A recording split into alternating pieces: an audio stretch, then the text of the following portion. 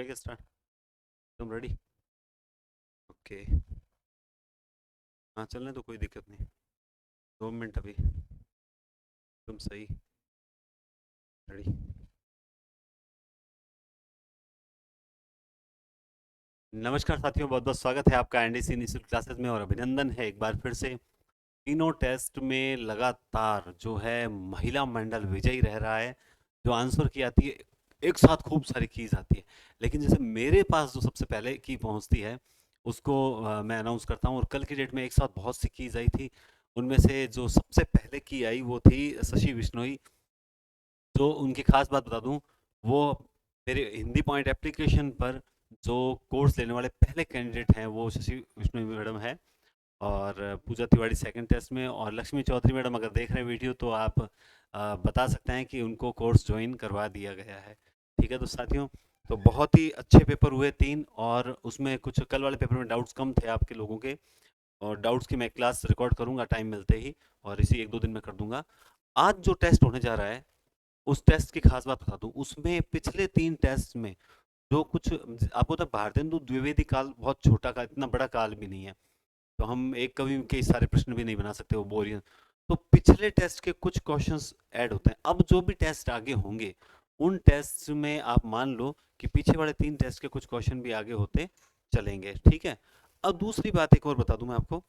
आज के टेस्ट में प्रश्नों के उत्तर जो है वो आपको बहुत धैर्य से देने हैं, क्योंकि आज का पेपर जितना सरल लगेगा कि यार ये तो 10 क्वेश्चन तो पीछे टेस्टों में है, तो वहीं कुछ क्वेश्चन बहुत ज़्यादा आपको कंफ्यूज करने का प्रयास भी करेंगे। इसके साथ ही एक लास्ट न्यूज और, कि हिंदी पॉइंट एप्लीकेशन पर कल मैंने स्टेटस शेयर कर दिया था। जो कोर्स जैसा मैंने आपको कहा था, हिंदी पॉइंट एप्लीकेशन डाउनलोड करें, उसमें सारे नोट्स वगैरह हैं। मेरे नोट्स मात्र 50 से 60 पन्नों के हैं, साहित्य काव्य शास्त्र और स्नातक के टोटली 60 पन्नों के नोट्स हैं।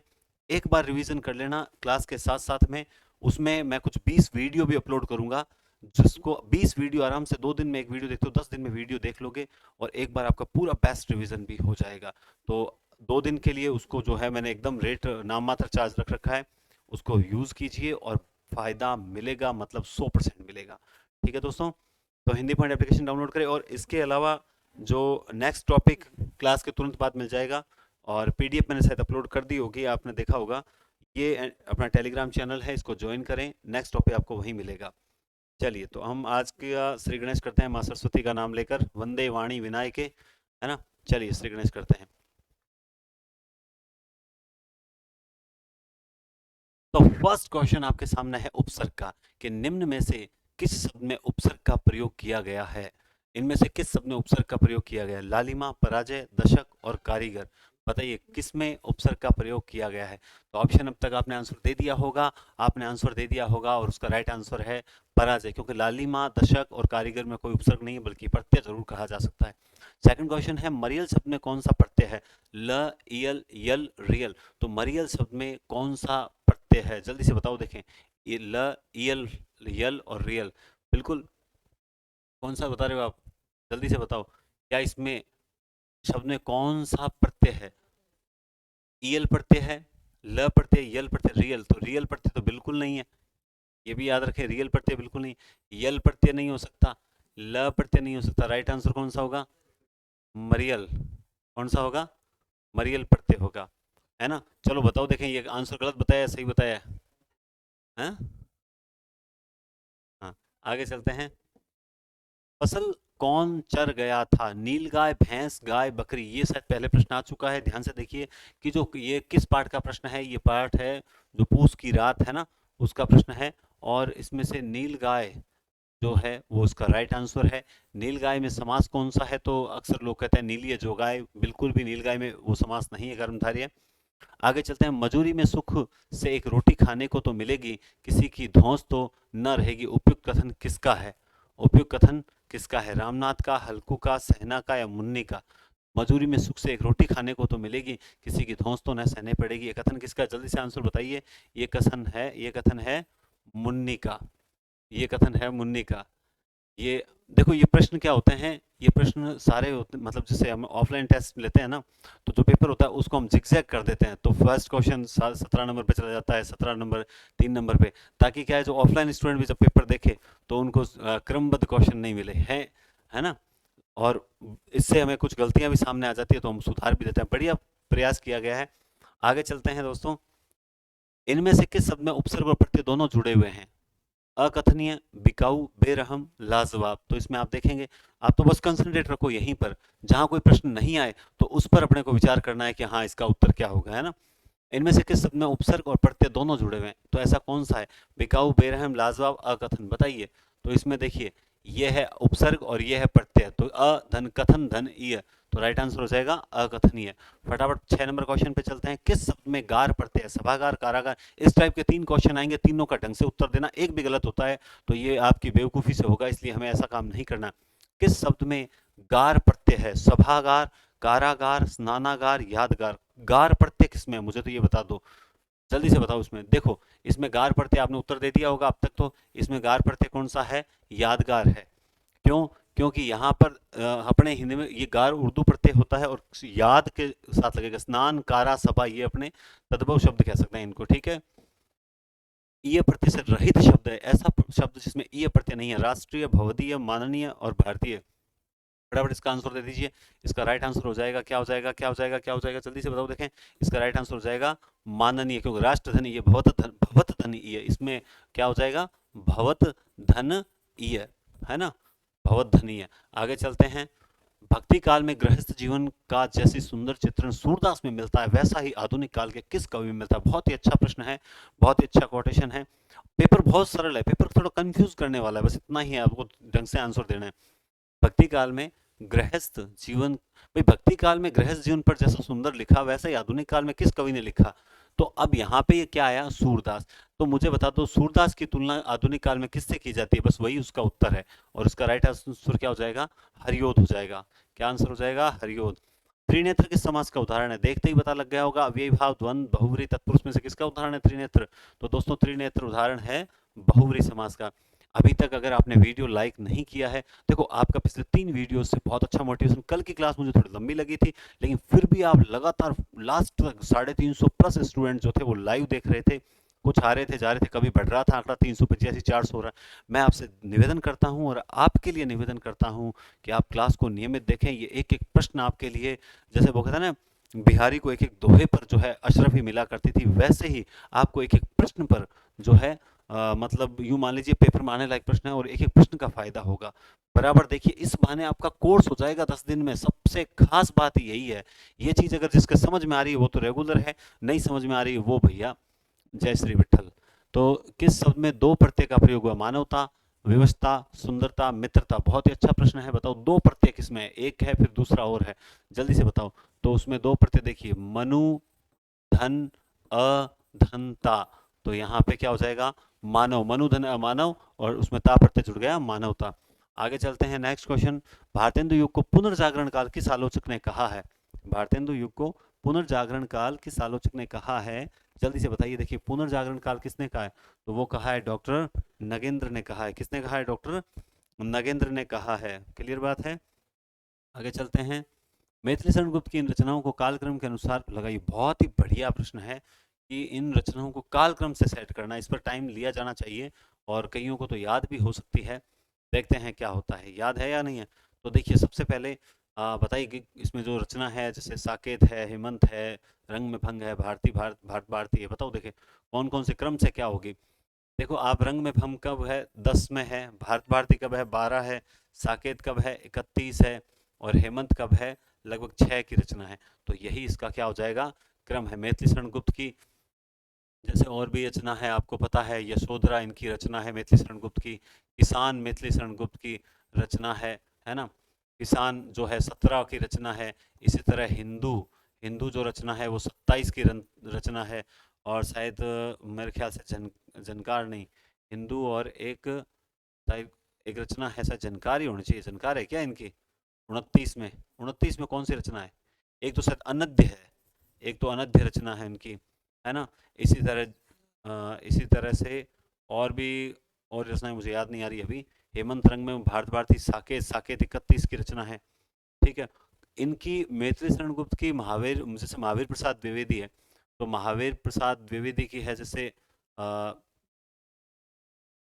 संपत्ति शास्त्र, संपत्ति शास्त्र है।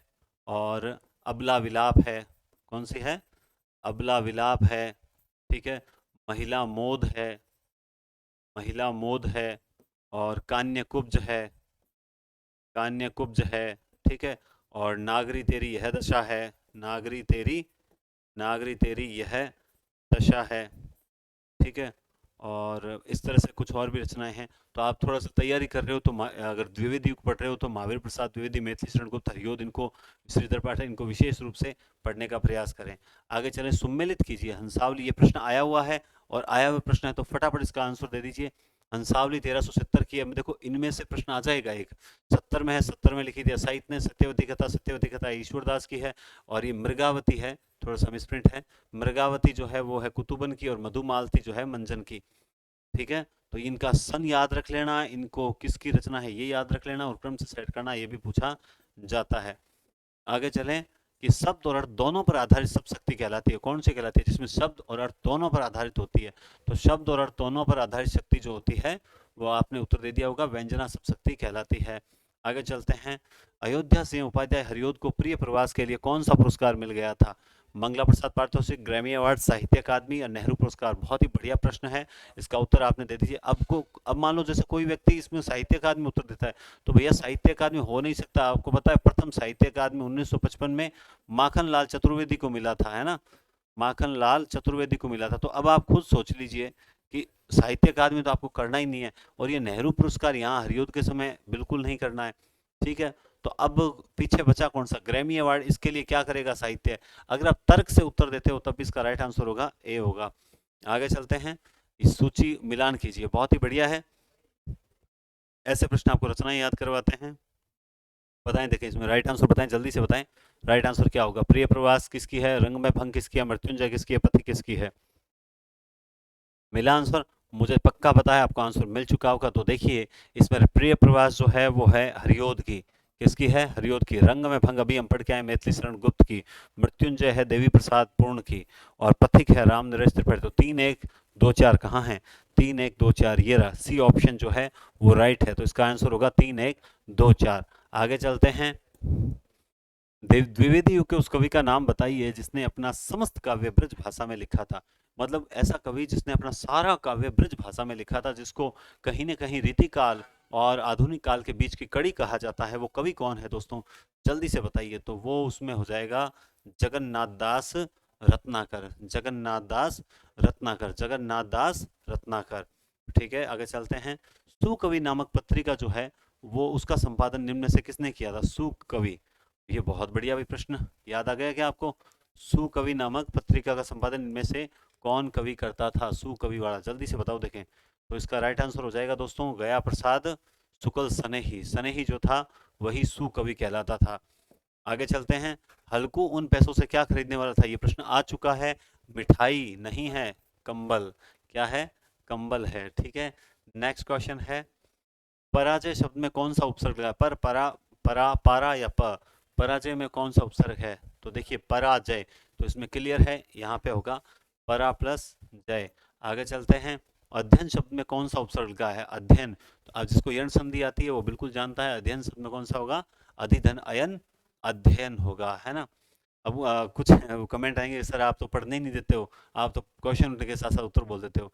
बिल्कुल ऐसे क्वेश्चन पे मैं बोल देता हूँ, बाकी देखो ऐसे क्वेश्चन जब आएंगे, ऐसे भी नहीं, ये भी कोई खास नहीं है कि सब में अ उपसर्ग नहीं है। अवसर, अवश्य, अवधि, अवनति, इसमें मैं फिर भी सोचने का मौका देता हूँ। अ उपसर्ग किसमें नहीं है?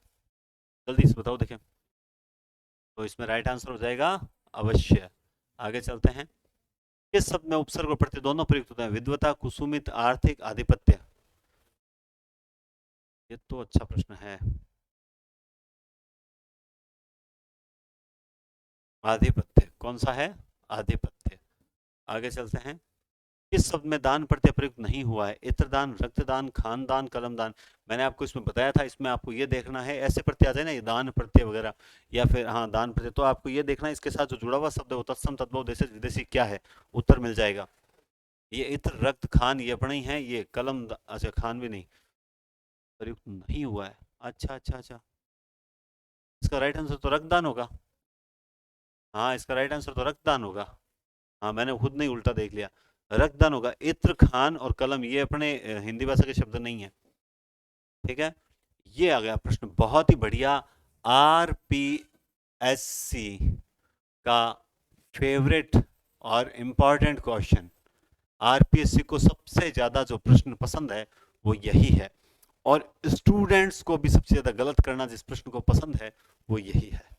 चीर जीवो जोरी झुरे क्यों न सनहे गंभीर, को घटी ये वृष्ण मानुजा वे हलदर के पीर में शब्द शक्ति कौन सी है, बताएं।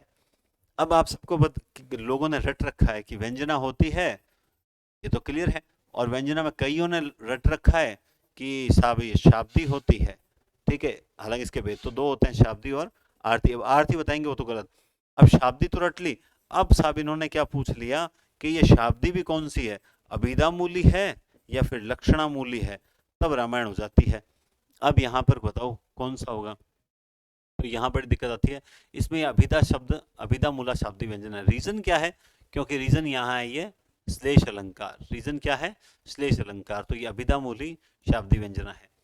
बीती विभावरी जागरी अंबर पन घट में डूबो रही तारा घटूषा नागरी में शब्द शक्ति कौन सी है। ये शब्द शक्ति बहुत जबरदस्त चीज है। अगर आप सब शक्ति, हिंदी काव्य शास्त्र का सबसे कठिन टॉपिक है, अगर आप सब शक्ति में, आप फटाफट एक बार वीडियो को शेयर कर दीजिए। मैं आपको 2 मिनट में एक शब्द शक्ति के एक छोटा सा ट्रिक बता देता हूँ, शायद आपके काम आ जाए, थोड़ा बहुत है ना। तो बीच में थोड़ा सा एक ट्रिक बता देता हूँ, बहुत गजब ट्रिक है, और जिसके पकड़ में आ गई वो तो सब शक्ति गलत नहीं करेगा। तो जल्दी से एक बार वीडियो को शेयर कर दीजिए। अब तक अगर आप नए हो चैनल पर तो सब्सक्राइब कर दीजिए और लाइक कर दीजिए। जबरदस्त ट्रिक बता देता हूँ। देखिए, सबसे पहले आप जानते हैं, देखो अभिधा तो आपको पता है, चलो आपको सारी बता देता हूँ, जल्दी से सुनो। अभिधा सब शक्ति, अभिधा सब शक्ति में मैं 100% कुछ नहीं, लेकिन बहुत गजब ट्रिक बता रहा हूँ। अगर आपको यमक अलंकार मिल जाए तो आपको कौन सी करनी है, अभिधा सब शक्ति करनी है। अगर किसी में यमक अलंकार मिल जाए तो अभिधा सब शक्ति कर देना, ठीक है। और कहीं कहीं उत्प्रेक्षा भी आता है, लेकिन आपको इसको याद रखना है, अभिधा को। दूसरा, अब बात करते हैं हम लक्षणा की। मेन तो रामायण तो लक्षणा की तो है सारी। क्या है, लक्षणा। लक्षणा के दो भेद कौन से होते हैं भाई, रूढ़ा और प्रयोजनवती। रूढ़ा और प्रयोजनवती। जो रूढ़ा है, इसमें आप एक बात याद रखो, मुहावरे और लोकोक्तियां। मुहावरे और लोकोक्तियां। और इसके फिर कौन से भेद हो जाते हैं, इसके कौन से हो जाते हैं, गौणी और शुद्धा। गौणी और शुद्धा। अब गौणी के दो भेद होते हैं, कौन से होते हैं, एक होता है सारोपा और एक होता है साध्य वसाना। क्या है, साध्य वसाना। मैं हमेशा ही कहता हूं कि पेन कॉपी लेके बैठा करो, कोई छोटी सी चीज भी बताऊंगा तो काम आ जाएगी। अब ये देखो, पहले हम गौणी की बात करते हैं। प्रयोजनवती, देखो रूढ़ा लक्षणा क्या होती है, रूढ़ा लक्षणा होती है मुहावरे और लोकोक्तियां जहां आ जाते हैं रूढ़ होती है, या कोई बात बहुत लंबे समय से एक ही बात कही जा रही है जो किसी चीज के लिए रूढ़ हो गई, तो वहां पर भी रूढ़ा लक्षणा होती है। मोस्टली मुहावरे लोकोक्तियों पर आप पड़े रहें तो ज्यादा बेस्ट रहेगा। इसके अलावा गौणी की जब प्रयोजनवती की जब बात आती है, तो प्रयोजनवती लक्षणा वहां होती है जहां किसी न किसी प्रयोजन के कारण कोई चीज कही जाती है, ठीक है। उसमें फिर भेद और होते हैं, गौणी और शुद्धा। लेकिन इसको समझने के लिए हमें नीचे से चलना पड़ता है। सबसे पहले आप सारोपा पे ध्यान दो। देखो, सारोपा का जैसा कि नाम है सारोपा, नाम ही क्या है इसका, सारोपा। मैं इसको विस्तृत बताऊं तो थोड़ा टाइम लग जाएगा, इसलिए मैं थोड़ा शॉर्ट में जो बताने जा रहा हूं कंसंट्रेट होकर सुने। सारोपा का नाम है सारोपा, रूपक। इसमें क्या अलंकार होता है, रूपक। रूपक अलंकार जहां होता है वहां सारोपा होती है। लेकिन इसमें साथ में एक चीज ध्यान रखनी है, रूपक अलंकार में क्या होता है, उपमेय प्लस उपमान। उपमेय प्लस उपमान, यानी उपमेय और उपमान दोनों मौजूद हैं, है ना। उपमेय और उपमान दोनों मौजूद हैं, तो ऐसी कंडीशन पे वहां सारोपा होगी। ऐसी कंडीशन पे वहां क्या होगी, सारोपा होगी। जैसे देखो उदाहरण, शेर शेर शिवाजी ने अफजल गज को मारा। शेर शिवाजी ने अफजल गज को मारा। देखो, जिस प्रकार शेर जो होता है वो हाथी पर झपट्टा मारता है, उसी प्रकार शिवाजी ने अफजल पर झपट्टा मारा। तो शेर रूपी शिवाजी रूपी शेर ने गज रूपी अफजल पर जो है झपटा। तो यहाँ उपमेय और उपमान दोनों मौजूद हैं, यहाँ पर उपमेय उपमान दोनों मौजूद हैं। ये रूपक अलंकार है, तो रूपक में जहां उपमेय और उपमान दोनों मौजूद होंगे तो उस कंडीशन पे आप क्या कर दोगे, सारोपा कर दोगे। उस कंडीशन पे आप क्या कर दोगे, सारोपा कर दोगे। अब अगर सपोज दैट ये यही पंक्ति हम वापस लेते हैं, यही पंक्ति हम वापस लेते हैं और वो यूं कहे, शेर ने गज पर झपट्टा मारा। एक बात बता, झपट्टा मारा। अब ये बात एक सिंपल तरीके से बता रहा हूं एक बार मैं। मान लो ये संदर्भ में कहे जिससे आपको उस पर लेसन हो, और लेसन में शिवाजी और अफजल का युद्ध चल रहा है और वहां पर ये बात आए, तो इसका मतलब यही होगा कि वहां पर ये शेर किसके लिए आया है, ये शिवाजी के लिए, और गज किसके लिए आया है, ये अफजल के लिए। तो जहां पर उपमेय नहीं होगा, उपमान ही उपमेय का संकेत देगा। यानी साध्य अवसाना जो होती है, साध्य अवसाना में क्या होता है, उपमेय नहीं होता, केवल इसमें भी रूपक है, इसमें भी रूपक है, लेकिन इसमें आप ये याद रखोगे कि इसमें नहीं होता, क्या नहीं होता, इसमें केवल उपमान होगा। तो इस कंडीशन पे यहाँ क्या होती है, साध्य अवसाना लक्षणा होती है। ठीक है। और अब शुद्धा में डीप में जाएंगे तो थोड़ा सा ज्यादा उलझ जाएंगे, इसके लिए या तो फिर पूरा टॉपिक बनाना पड़ेगा। अगर आपकी डिमांड है तो आप YouTube पर लाइव चैट नहीं, सीधे कमेंट्स में मुझे बताएं कि कितने जने चाहते हैं कि इसको एक विस्तृत वीडियो बना दें 1 घंटे का, जिससे ये सब शक्ति क्लियर हो जाए, तो मैं कोशिश जरूर करूंगा। ठीक है। वीति वार जागरी अंबर पनघट में डूबो रही तारा गठूषा नागरी। तो आप सब जान गए हैं कि यहाँ पर ये रूपक अलंकार तो है, रूपक अलंकार है, तो इसका मतलब यहाँ पे कौन सी होगी, गौणी लक्षणा ही होगी। रीजन, क्योंकि देखो इसमें सारोपा हो चाहे साध्यवसाना हो, दोनों ही किसके भेद है, गौणिक है। अब सॉरी, इसमें उपमेय और उपमान दोनों है, तो साध्यवसाना तो हो नहीं सकती, क्योंकि साध्यवसाना में केवल उपमान होता है। तो यहाँ पे रीजन क्या हो जाएगा, यहाँ रिजल्ट हो जाएगा गौणी लक्षणा। अंबर पनघट में डूबो रही, है ना, दोनों मौजूद है। इला प्रत्यय से बना हुआ शब्द कौन सा है, इला प्रत्यय से बना हुआ शब्द, देखो सब सकती टॉपिक कठिन है, मान लो कहीं को समझ नहीं है, सर के सर समझ नहीं बैठी, तो मैं इसीलिए कह रहा हूं कि आप लाइव चैट से हटकर जो कमेंट्स बॉक्स है उसमें मुझे बताएं कि अगर आपको वास्तव में जरूरत है तो मैं एक सारणी के माध्यम से आपको सारी चीज क्लियर करवा सकता हूं, और इसके लिए प्रयास भी करूंगा। तो आप डिमांड होगी तो जरूर हम पढ़ाएंगे, क्यों नहीं पढ़ाएंगे। इला प्रत्यय से बनने वाला शब्द कौन सा, खटोला, रसीला, पगला, मिथिला। तो इला प्रत्यय से बना हुआ है रसीला। आगे चलते हैं। पूस की रात कहानी के संदर्भ में निम्न से कौन सा कथन सही है। ये किस प्रकार की कहानी है, ये परिवेश प्रधान है, मनोवैज्ञानिक है, चरित्र प्रधान है, घटना प्रधान है। जल्दी से इसका आंसर दीजिए, ये किस प्रकार की कहानी है। तो दोस्तों ये एक परिवेश प्रधान कहानी है। ये इसमें कोई मनोवैज्ञानिक नहीं है, कोई चरित्र प्रधान नहीं है, कोई भी किसी का करेक्टर नहीं उभारा गया है, और न ही कोई घटना है, ऐसी कोई घटना जो बताई जाए। ये परिवेश प्रधान कहानी है। आगे चलते हैं। पूस की रात कहानी की मूल संवेदना क्या है। अभावग्रस्त किसान के जीवन की व्यथा बताना, सहना द्वारा हल्कू के शोषण करने की कथा, चुन्नी एवं हल्कू के दाम्पत्य जीवन की कथा, या हल्कू जबरा की अटूट प्रेम की कथा। तो इसका राइट आंसर आपको देखते ही पता लग गया होगा कि इस कहानी की मूल संवेदना क्या है। इसमें किसान की व्यथा बताई गई है कि किसान की क्या हालत है। आगे चलते हैं। प्रेमचंद की कहानियां मानसरोवर के कितने भागों में संकलित है। बहुत ही इजी प्रश्न पूछ लिया मैंने साहब, बताइए, लेकिन कईयों को नहीं पता है कि ये प्रश्न सर कहाँ है, मैं तो नहीं दे रखा। 8 भागों में प्रेमचंद की 300 से अधिक कहानियां संकलित है। आधुनिक काल को नवीन काल किसने कहा है, बहुत ही गजब प्रश्न है। सबको पता है गद्य काल किसने कहा है, जो भी नामकरण है, लेकिन नवीन काल किसने कहा है। देखो मुझे आप बता दो जल्दी से, नवीन काल किसने कहा है। नवीन काल कहा है गुलाब राय ने। गुलाब हमें हमेशा नया ही पसंद है, पुराना गुलाब किसी को नहीं पसंद है, तो गुलाब राय ने कहा है इसको नवीन काल। भारतेंदु की अधिकांश कविताएं किस भाषा में है। ब्रज भाषा, ये ब्रज को इसे ब्रज पढ़ा जाए। भारतेंदु की अधिकांश कविताएं किस भाषा में, ब्रज भाषा, खड़ी बोली, मैथिली या उर्दू। भारतेंदु हरिश्चंद्र की बात हो रही है, तो इसमें आप कौन सा करेंगे, ए करेंगे। कौन सा करेंगे, ए करेंगे, न कि ब्रज भाषा, ए करेंगे। समझ आ गई बात। आगे चलते हैं। कौन सी काव्य प्रवृत्ति भारतेंदु योगी नहीं है, यानी भारतेंदु काल में कौन सी प्रवृत्ति आपको नहीं देखने को मिलती। राष्ट्रीयता, देखो रेगुलर रहा करो, कुछ लोग रेगुलर नहीं रहते हैं, और बिल्कुल भी मतलब यूं मान लो कि रेगुलर रहने का सोचते ही नहीं है। एक दिन वीडियो पे आएंगे, 2 दिन गायब हो जाएंगे। ऐसे लोगों से ना मुझे थोड़ी सी शिकायत ही है, थोड़ा रेगुलर रहा करो। कौन सी काव्य प्रवृत्ति भारतेंदु योगी नहीं है, बताओ देखें। नहीं, मुस्कुरा रहा हूं तो इसका मतलब ये नहीं है कि आप रेगुलर नहीं आओ, रेगुलर आना पड़ेगा, रेगुलर आने से फायदा ही मिलता है। बताओ कौन सी काव्य प्रवृत्ति भारतेंदु युगीन नहीं है? राष्ट्रीयता, सामाजिक चेतना, स्वच्छंदता, समस्या पूर्ति। यहाँ पे इसको समस्या पढ़ा जाए, समस्या पूर्ति। तो देखिए आप दोस्तों, इसमें से स्वच्छंदता नहीं है, ये छायावाद की विशेषता है। ठीक है, स्वच्छंदता। आगे चलते हैं। अब आ गया प्रश्न जिस पर आपको थोड़ा सा विचार करने की जरूरत पड़ेगी। इन कृतियों एवं कृतिकारों की सूचियों को सुमेलित कीजिए। यहां पर आप फटाफट इसका आंसर बताएंगे, तब तक मैं 2 मिनट में पानी पी लेता हूं, है ना।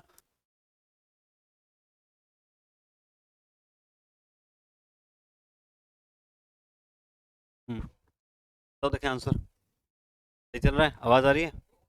ओके। हाँ जी। तो देखिए इसमें राइट आंसर बताओ। देखिए सबसे पहले आप हिम किरीटनी, ये क्या है? अरे बाप रे, ये तो यहाँ आना चाहिए था, इसके आगे आना चाहिए था, वहां चला गया, है ना। हाँ बताओ, हिम किरीटनी किसकी है? तो आप जानते हैं हिम किरीटनी है माखनलाल चतुर्वेदी की। यानी डी में दो, अब आप ढूंढ लो डी में दो, ये रहा डी में दो और ये, यानी आंसर तो इसमें से होगा। अब बात करते हैं द्वापर। द्वापर है मैथिली शरण गुप्त की, ए में 3। तो ए में कहाँ है 3? ये पड़ा ए में 3। और ये किसका हो जाएगा? गया प्रसाद शुक्ल सनेही। और फिर रस कलश, तो सी में 4। तो इसका राइट आंसर कौन सा हो जाएगा? ए में 3, ये हो जाएगा बी। ठीक है, आगे चलते हैं। जिसको न निज गौरव तथा निज देश का अभिमान है, वह नर नहीं पशु, वह नर नहीं नर पशु निरा है और मृतक समान है। ये काव्य पंक्तियां किस कवि की है? तो दोस्तों ये काव्य पंक्तियां बहुत प्रसिद्ध है, और ये किस कवि की है तो जल्दी से आप बताएंगे। ये मैथिली शरण गुप्त की है। ये किसकी है? मैथिली शरण गुप्त की है। आगे चलते हैं। रामनरेश त्रिपाठी की कविता कौमुदी रचना कितने भागों में है? उत्तर बहुत पॉपुलर प्रश्न है। 8 में है, और एक बार सेकंड ग्रेड में आया हुआ भी है। यह गूंज मात्र है, मूल शब्द नहीं। यह उक्ति शुक्ल जी ने किस रचना हेतु कही है? ये केवल गूंज है, कोई शब्द नहीं है। और वो कहा है पृथ्वीराज रासो के संदर्भ में। आगे चलते हैं। बीसल देव रासो में कुल कितने छंद हैं? ये देखो रिपीटेड क्वेश्चन आ रहे हैं, लेकिन ये वो क्वेश्चन आ रहे हैं जो आपको कंफ्यूज कर सकते हैं, फाइनल एग्जाम में गलत ना कर दो, इसलिए कुछ क्वेश्चन मैं वापस ऐड कर रहा हूं। ठीक है, आगे चलते हैं। इनमें से किस में इन प्रत्यय नहीं है? नमकीन, रंगीन, गमगीन, शौकीन। इन प्रत्यय नहीं है। नमक धनीन, रंग धनीन, गम धनगीन, शौक धनीन। राइट आंसर हो जाएगा गमगीन। आगे चलते हैं। स्वागत शब्द में प्रयुक्त उपसर्ग पहचानिए। स्वागत में उपसर्ग कौन सा है? सम, स्व, आगत, सु। राइट आंसर है सु। कौन सा है? सु। अन्न प्रत्यय के योग से बना हुआ शब्द कौन सा है? उड़ान, सिमरन।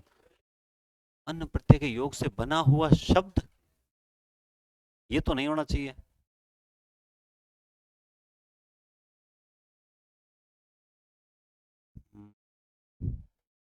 हाँ, अन प्रत्यय के योग से बना हुआ शब्द है सिमरन।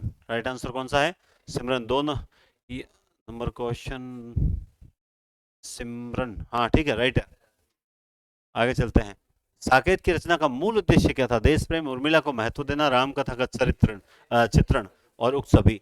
तो देखो इसमें भले ही उपयुक्त सभी है, बल्कि इसका साकेत का मुख्य उद्देश्य क्या था? उर्मिला के चरित्र को उभारने का था, बाकी कोई चीज का नहीं था इतना। ठीक है ना। हल्दी घाटी नामक काव्य के रचयिता कौन है? हल्दी घाटी, श्याम नारायण पांडे, रामनरेश त्रिपाठी, मुकुटधर पांडे, श्रीधर पाठक। जल्दी से बताओ। तो वो है श्याम नारायण पांडे। आगे चलते हैं। बहुत ही बढ़िया प्रश्न है। स्वदेशी कुंडल नामक काव्य संग्रह की रचना करने वाले व्यक्ति का नाम बताइए। स्वदेशी कुंडल, ये तो भैया कंफ्यूज करेगा। कंफ्यूज हो गएगा, मैं तो नहीं हुआ। बताओ जल्दी से। इसका राइट आंसर होगा राय देवी प्रसाद पूर्ण। कौन सा है ये? राय देवी प्रसाद पूर्ण, बिल्कुल। आगे चलते हैं। हिंदी साहित्य के आधुनिक काल में हमें आधुनिक शब्द का अर्थ ग्रहण करना चाहिए, और इस आधुनिक शब्द का अर्थ जो है वो क्या है, और प्लस आधुनिक शब्द का अर्थ क्या है, साथ में ही डॉक्टर नगेंद्र ने आधुनिक शब्द से क्या तात्पर्य बताया है। आधुनिक शब्द के जो दो अर्थ लिए हैं नगेंद्र ने, वो लिया है एक तो मध्यकाल से भिन्नता, और एक नवीन इहलौकिक दृष्टिकोण। तो इसका राइट आंसर होगा सी। आगे चलते हैं। नव जागरण का अग्रदूत हिंदी के किस लेखक को कहा जाता है? जिसने मतलब जिसे नव जागरण का अग्रदूत कहा जाता है वो व्यक्ति कौन है? तो वो व्यक्ति दोस्तों आपका सबसे प्रिय कलाकार, साहित्यकार भारतेंदु है, नव जागरण का अग्रदूत। इतिवृत्तात्मकता किस काव्य युग की विशेषता है? इतिवृत्तात्मक, हालांकि एक इतिवृत्तात्मक ग्रंथ जो लिखा था, किसने लिखा था? चलो पहले तो आप बता ही दो। इतिवृत्तात्मकता किस काव्य गुण की विशेषता, किस काव्य युग की विशेषता है? तो वो है द्विवेद युग में, और हरिओद ने भी एक इतिवृत्तात्मक ग्रंथ लिख रखा है। किस शब्द में उपसर्ग का प्रयोग हुआ? उपकार, अपनापन, पढ़ाई, लाभदायक। ठीक है, उपकार कौन सा है? उपकार। 49 नंबर क्वेश्चन है, इनमें से किस शब्द में कोई उपसर्ग नहीं है? बेकार, बेलदार, बेखबर, बेगुनाह। तो इसमें बेकार, बेलदार, बेखबर, बेगुनाह, तो इसका राइट आंसर हो जाएगा बेलदार। कौन सा हो जाएगा? बेलदार। और आज की क्लास का 50वां क्वेश्चन जो है, नव धनुड़ा संधि विशेष से बनने वाला शब्द कौन सा है? ये भी पेपर में पहले पूछा हुआ है, ये बार बार पूछा जा सकता है क्योंकि अच्छे प्रश्न हैं। अब देखो, अभी तक साहित्य के बढ़िया प्रश्न आने बाकी हैं, आप बने रहिए, एक एक प्रश्न आपके लिए कीमती है। आगे चलते हैं। निज भाषा उन्नति अहे, सब उन्नति को मूल। यह पंक्ति किस कवि की है? ये पंक्ति, ये तो भारतेंदु की, ये किसकी पंक्ति है? भारतेंदु की। अच्छा क्वेश्चन है ये, हो सकता है आपको लग रहा है कि मैं गलत हूं, मैं गलत नहीं हूं। जहां तक निज भाषा उन्नति, ये भारतेंदु की पंक्ति है, लेकिन ज्यादा सोचने से दिमाग चला जाता है। कई बार पेपर में बहुत से प्रश्न आते हैं, हो सकता है आपको लग रहा है कि मैं गलत हूं। अगर गलत हूं तो मुझे जरूर बताएं कि नहीं सर इसमें तो ये होगा, क्योंकि कई बार डाउट भी होता है। जैसे दो मैंने कहा ना, डाउट वाले क्वेश्चन मैं करवाऊंगा, एक आध क्वेश्चन हो ही जाता है। तो आप मुझे बताएं क्या कमेंट बॉक्स में मैंने सही बताया है या नहीं। इनमें से कौन सी प्रवृत्ति भारतेंदु काल की है, कौन सी विशेषता भारतेंदु काल की है? बताओ देखें।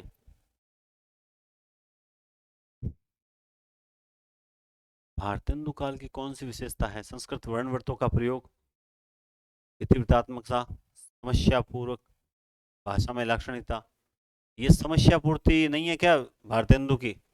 समस्या पूर्ति भारतेंदु की विशेषता है, बिल्कुल है।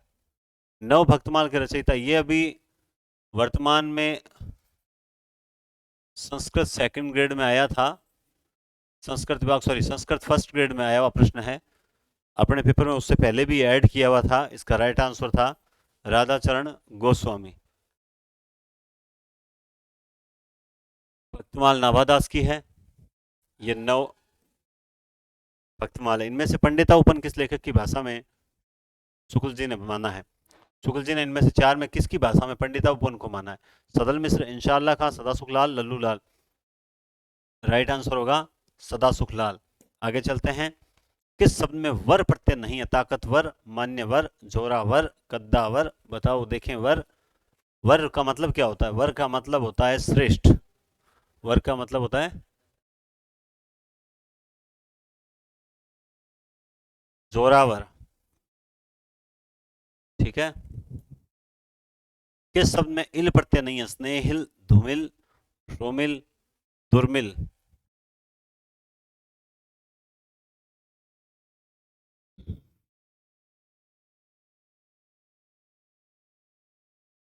दुह धनमिल, दुर्मिल, और वैसे हो जाएगा दुर्धनमिल। सन दादू दे, ये तो वही सेम प्रश्न आ गया। हाँ, ये प्रश्न मैंने तब गलत बताया था, ये प्रश्न मैंने उस जल्दबाजी में गलत आंसर दिया था। मैं फिर से रिपीट कर देता हूँ, इस प्रश्न का उत्तर मैंने जल्दबाजी में गलत आंसर दे दिया था। बाद में मुझे कमेंट बॉक्स में देखा तो मैंने देखा, ये देखो यहाँ जो है वो राजस्थानी आएगा। क्या आएगा? उनकी पूर्वी राजस्थानी, है ना। यहाँ हिंदी, ब्रज मिश्रित पूर्वी हिंदी नहीं है। तो इसका मतलब ये इसका राइट आंसर है बी होगा, और बहुत स्टूडेंट्स ने बी ही बताया था, तो मैं माफी चाहता हूँ उसके लिए। उजाले के मुसाहिब कहानी का केंद्रीय चरित्र क्या? तीर्थकर, नौरत्न, दीवान और राजा। इनमें से पूरी कहानी किसके इर्द गिर्द घूमती है? तो वो है दोस्तों राजा। कौन सा है? राजा। आगे चलते हैं। पूस की रात शीर्षक पाठ साहित्य की कौन सी विधा? पूस की रात क्या? कहानी, संस्मरण, नाटक, भाषण, क्या है? तो वो है दोस्तों कहानी। क्या है वो? कहानी है। क्लियर बात है। आगे चलते हैं दोस्तों। औरंगजेब के बड़े पुत्र आजम शाह को सुनाई जाने वाली रचना कौन सी है? बहुत ही बढ़िया प्रश्न है। बताओ देखें इसका राइट आंसर क्या हो जाएगा? भाव विलास, रस विलास, भावनी। मैंने कल ही आपको ये बात बोली थी। मैंने कहा ये जो देव की केसव की रचना है ना, कौन सी कब लिखी गई थी, मतलब क्यों लिखी गई थी, इसके पीछे रीजन क्या था, कौन सी शिक्षा देने के लिए लिखी थी, कौन किस में नक्सिक वर्णन है, किस में छंदों के लिए, जरूर याद कर लेना इस टाइप से, और किस किस में कौन सा आश्रयदाता था, ऐसी चीजें जरूर याद कर लेना। तो इसमें राइट आंसर होगा भाव विलास। इसका राइट आंसर कौन सा होगा? भावविलास सही नहीं है। प्रकंपित र संघर्ष, ये भी प्रश्न पहले आया हुआ है, बताओ देखें इसमें राइट आंसर। अभी भी देखो कमेंट बॉक्स में गलत आंसर आ रहे हैं, इसका राइट आंसर ये मैं बता दूं। कल मैंने एक कमेंट देखा, मेरी नजर पड़ी और उसी वक्त एक कमेंट आया था कि अरे सर, सर की क्लास जो है वो लाइव नहीं है, प्रीमियर है, सर कमेंट नहीं देख रहे। भैया मैं प्रीमियर इसीलिए करता हूँ ताकि क्या है कि मेरी प्रीमियर क्लास जब चलती रहे तो उस वक्त मैं लाइव देखता हूँ आप लोगों के कमेंट्स, कि हाँ कमेंट्स किस प्रकार से कर रहे हैं, स्पीड से चलता है, बहुत जबरदस्त सी डी इस प्रकार चलते हैं। मैं ये देखता हूँ कि किस प्रश्न पे जवाब ज्यादा गलत आ रहे हैं या कम आ रहे हैं, उससे मुझे अंदाजा लग जाता है कि स्टूडेंट्स की तैयारी जो है वो मतलब अच्छी है। लगातार जब एक सीरीज चलती है सी, इसका मतलब चलता है कि हाँ बहुत बढ़िया तैयारी चल रही है। लेकिन सी बी डी ए, इसका मतलब तुक्के चल रहे हैं और कुछ तैयारी ढंग से। तो ये मैं आपके कमेंट्स देखता हूँ भैया, प्रीमियर के भरोसे मत रहना आप लोग, बड़ी। और देखो एक कमेंट बॉक्स में चलता है, अरे आप कहाँ से हो, पढ़ाई कैसी चल रही, अरे क्या करना है, पढ़ाई कैसी चल रही, बहुत ग्रुप्स हैं, पढ़ाई कैसी चल रही। आप इन प्रश्नों पे फोकस करो ना कि अच्छा हाँ इसमें ये है, ये क्यों नहीं है, इसका उत्तर ये सही क्यों है। आप फोकस करो, कंसंट्रेट, घोड़े पे कैसे बंधा हुआ होता है ना वो, ताकि वो सीधा रास्ते पे कंसंट्रेट करे, बस वैसा करो ना आप। समझ आई बात? इसलिए आप थोड़ा सा सचेत रहे, मैं आपकी क्लासेस को बराबर देख रहा हूँ। उदयभान चरित्र किस रचना का दूसरा नाम है? प्रेम सागर, सुख सागर, रानी केतकी की कहानी, नचिकेतोपाख्यान। तो बताइए, देखिए, देखो ये है किस किस की, आप जानते हैं प्रेम सागर किसकी है? लल्लू लाल की है। किसकी है? प्रेम सागर लल्लू लाल की है। सुख सागर किसकी है? सदा सुख सदा सुख लाल की है ना, सदा सुख लाल की सुख सागर है। रानी केतकी की कहानी किसकी है? ये किसके? नचिकेतोपाख्यान, ये सदल मिश्र की है। किसकी है? सदल मिश्र की है। और ये रानी केतकी की कहानी इंशाअल्लाह खां की, क्या इंशाअल्लाह खां की, इंशाअल्लाह खां, इनकी है ये कहानी। और रानी केतकी की कहानी का ही दूसरा नाम क्या है?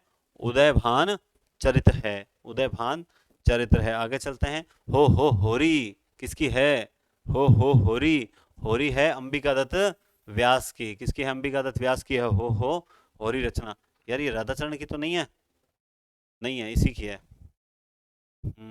इसकी कौन सी रचना है नवनीत चतुर्वेदी की?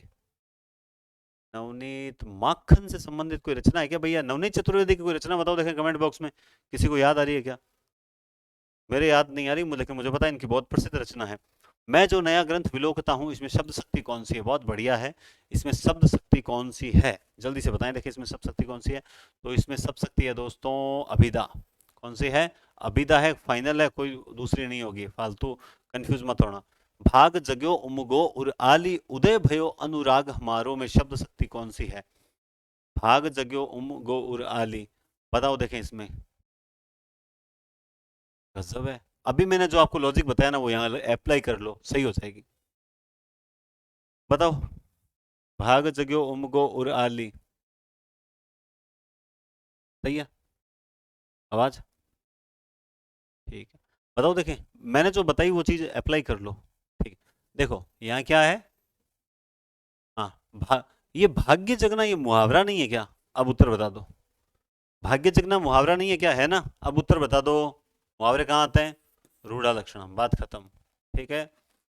नहीं पराग नहीं मधुर मधु, नहीं विकास यही काल, अली कली ही सो बंध्यो, आगे कौन हवाल। अगर ये रटा हुआ नहीं है तो मुझे बता दो ये किसका है। अगर ये रटा हुआ नहीं है तो मुझे बता दो ये किसका है। आपको उत्तर मिल जाएगा। मिल गया। देखो इसमें अलंकार कौन सा है, अगर आप जानोगे इसमें अलंकार है अन्योक्ति अलंकार। कौन सा है दोस्तों?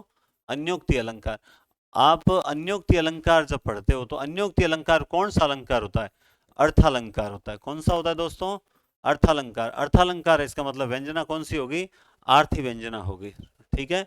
तो अन्योक्ति अलंकार में आर्थी व्यंजना। विजयदान देथा द्वारा रचित उजाले की मुसाहिब रचना किस साहित्यिक विधा से संबंधित है? तो ये एक कहानी है। ये क्या है? एक कहानी है। किस शब्द में प्र उपसर्ग प्रयुक्त नहीं हुआ? प्रकृति, प्रत्युष, प्रज्वलित, प्रख्यात, बताओ प्र उपसर्ग किसमें नहीं है?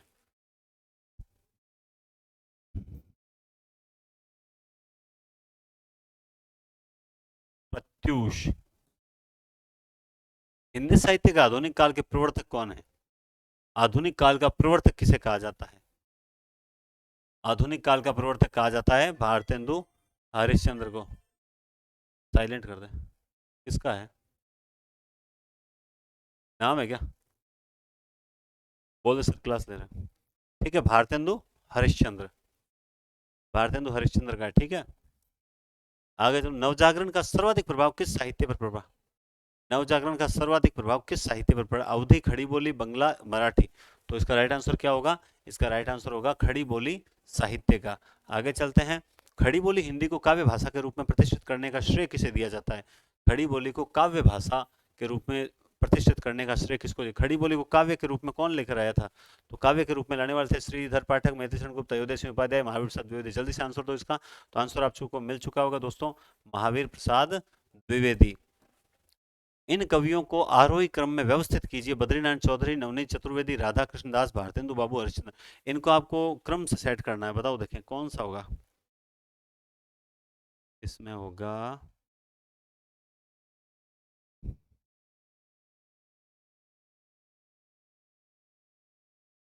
हाँ, ठीक है, बताओ देखें। राइट आंसर आ गया। इसका राइट आंसर ये है, भारतेंदु बाबू हरिश्चंद्र है। आप जानते हैं 50 में है। प्रेम घन 55, प्रेम घन 55 है। और ये दोनों नवनीत चतुर्वेदी में सबसे छोटे हैं। इनका शायद 56 57, 56 या 57 है इनका। 56 या 56 नहीं है, 57 है इनका। राधाकृष्ण दास का जहाँ तक है 57। और ये नवनीत चतुर्वेदी 58 59 में यहीं आ रहे हैं। तो इसका राइट आंसर होगा बी। आगे चलते हैं। देखो, भारतेंदु 50 के हैं और लाला श्रीनिवास दास, जो लाला 1 साल का लाला है, मतलब 51 में है। और बालकृष्ण भट्ट सबसे वरिष्ठ हैं, जो 44 के हैं। 1844 की बात कर रहा हूँ। और उसके बाद में प्रेम घन 55, प्रेम घन 55 तो 55 में है। उसी तरह से जो प्रताप नारायण मिश्र है, मिश्र मिश्र यानी मिश्र 56 में है। और अंबिका दत्त जो है वो अंबिका अंबिका कट्ठ है, अंबिका अट्ठ है, अर्थात वो 58 में है। इस प्रकार से आप याद कर सकते हो। 59 में श्रीधर पाठक का जन्म है शायद 59 के अंदर, ठीक है। 95 के अंदर है मुकुटधर पांडे का, ठीक है। आगे चलते हैं। तो निम्नलिखित सूचियों को सुमेलित कीजिए, सही उत्तर का चयन कीजिए। पत्र पत्रिका, हाँ, पत्रिकाओं का एक प्रश्न बहुत इमरजेंसी, मतलब एक अच्छा प्रश्न माना जाता है। और प्रश्न आएगा भी, तो आप इसका ध्यान रखें। सरस्वती, हरिश्चंद्र, ब्राह्मण। तो सबसे पहले आप इनमें से आपको कौन सी आती है? आपको, मुझे पता है ये तो सबको आती होगी। तो अब देख लो, हरिश्चंद्र मैगजीन जो है भारतेंदु हरिश्चंद्र की है। लेकिन आपको ये भी आनी चाहिए कि ब्राह्मण पत्रिका किसकी है? प्रताप नारायण मिश्र की है, ठीक है, प्रताप नारायण मिश्र की है। और ये सरस्वती, सरस्वती का काल सबसे ध्यान रखना, महावीर प्रसाद द्विवेदी 1903 से लेकर 1920 तक इसके रहे थे। तो ये महावीर प्रसाद द्विवेदी के है। और हिंदी प्रदीप जो है बालकृष्ण भट्ट की है ना, बालकृष्ण भट्ट की है। क्लियर बात है? तो हाँ, इसमें होगा कौन सा वो तो बताओ। तो इसमें होगा 3, उसके बाद 4, उसके बाद 3 4 1 2। तो 3 4 1 2 ये राइट आंसर ए होगा। आगे चलते हैं।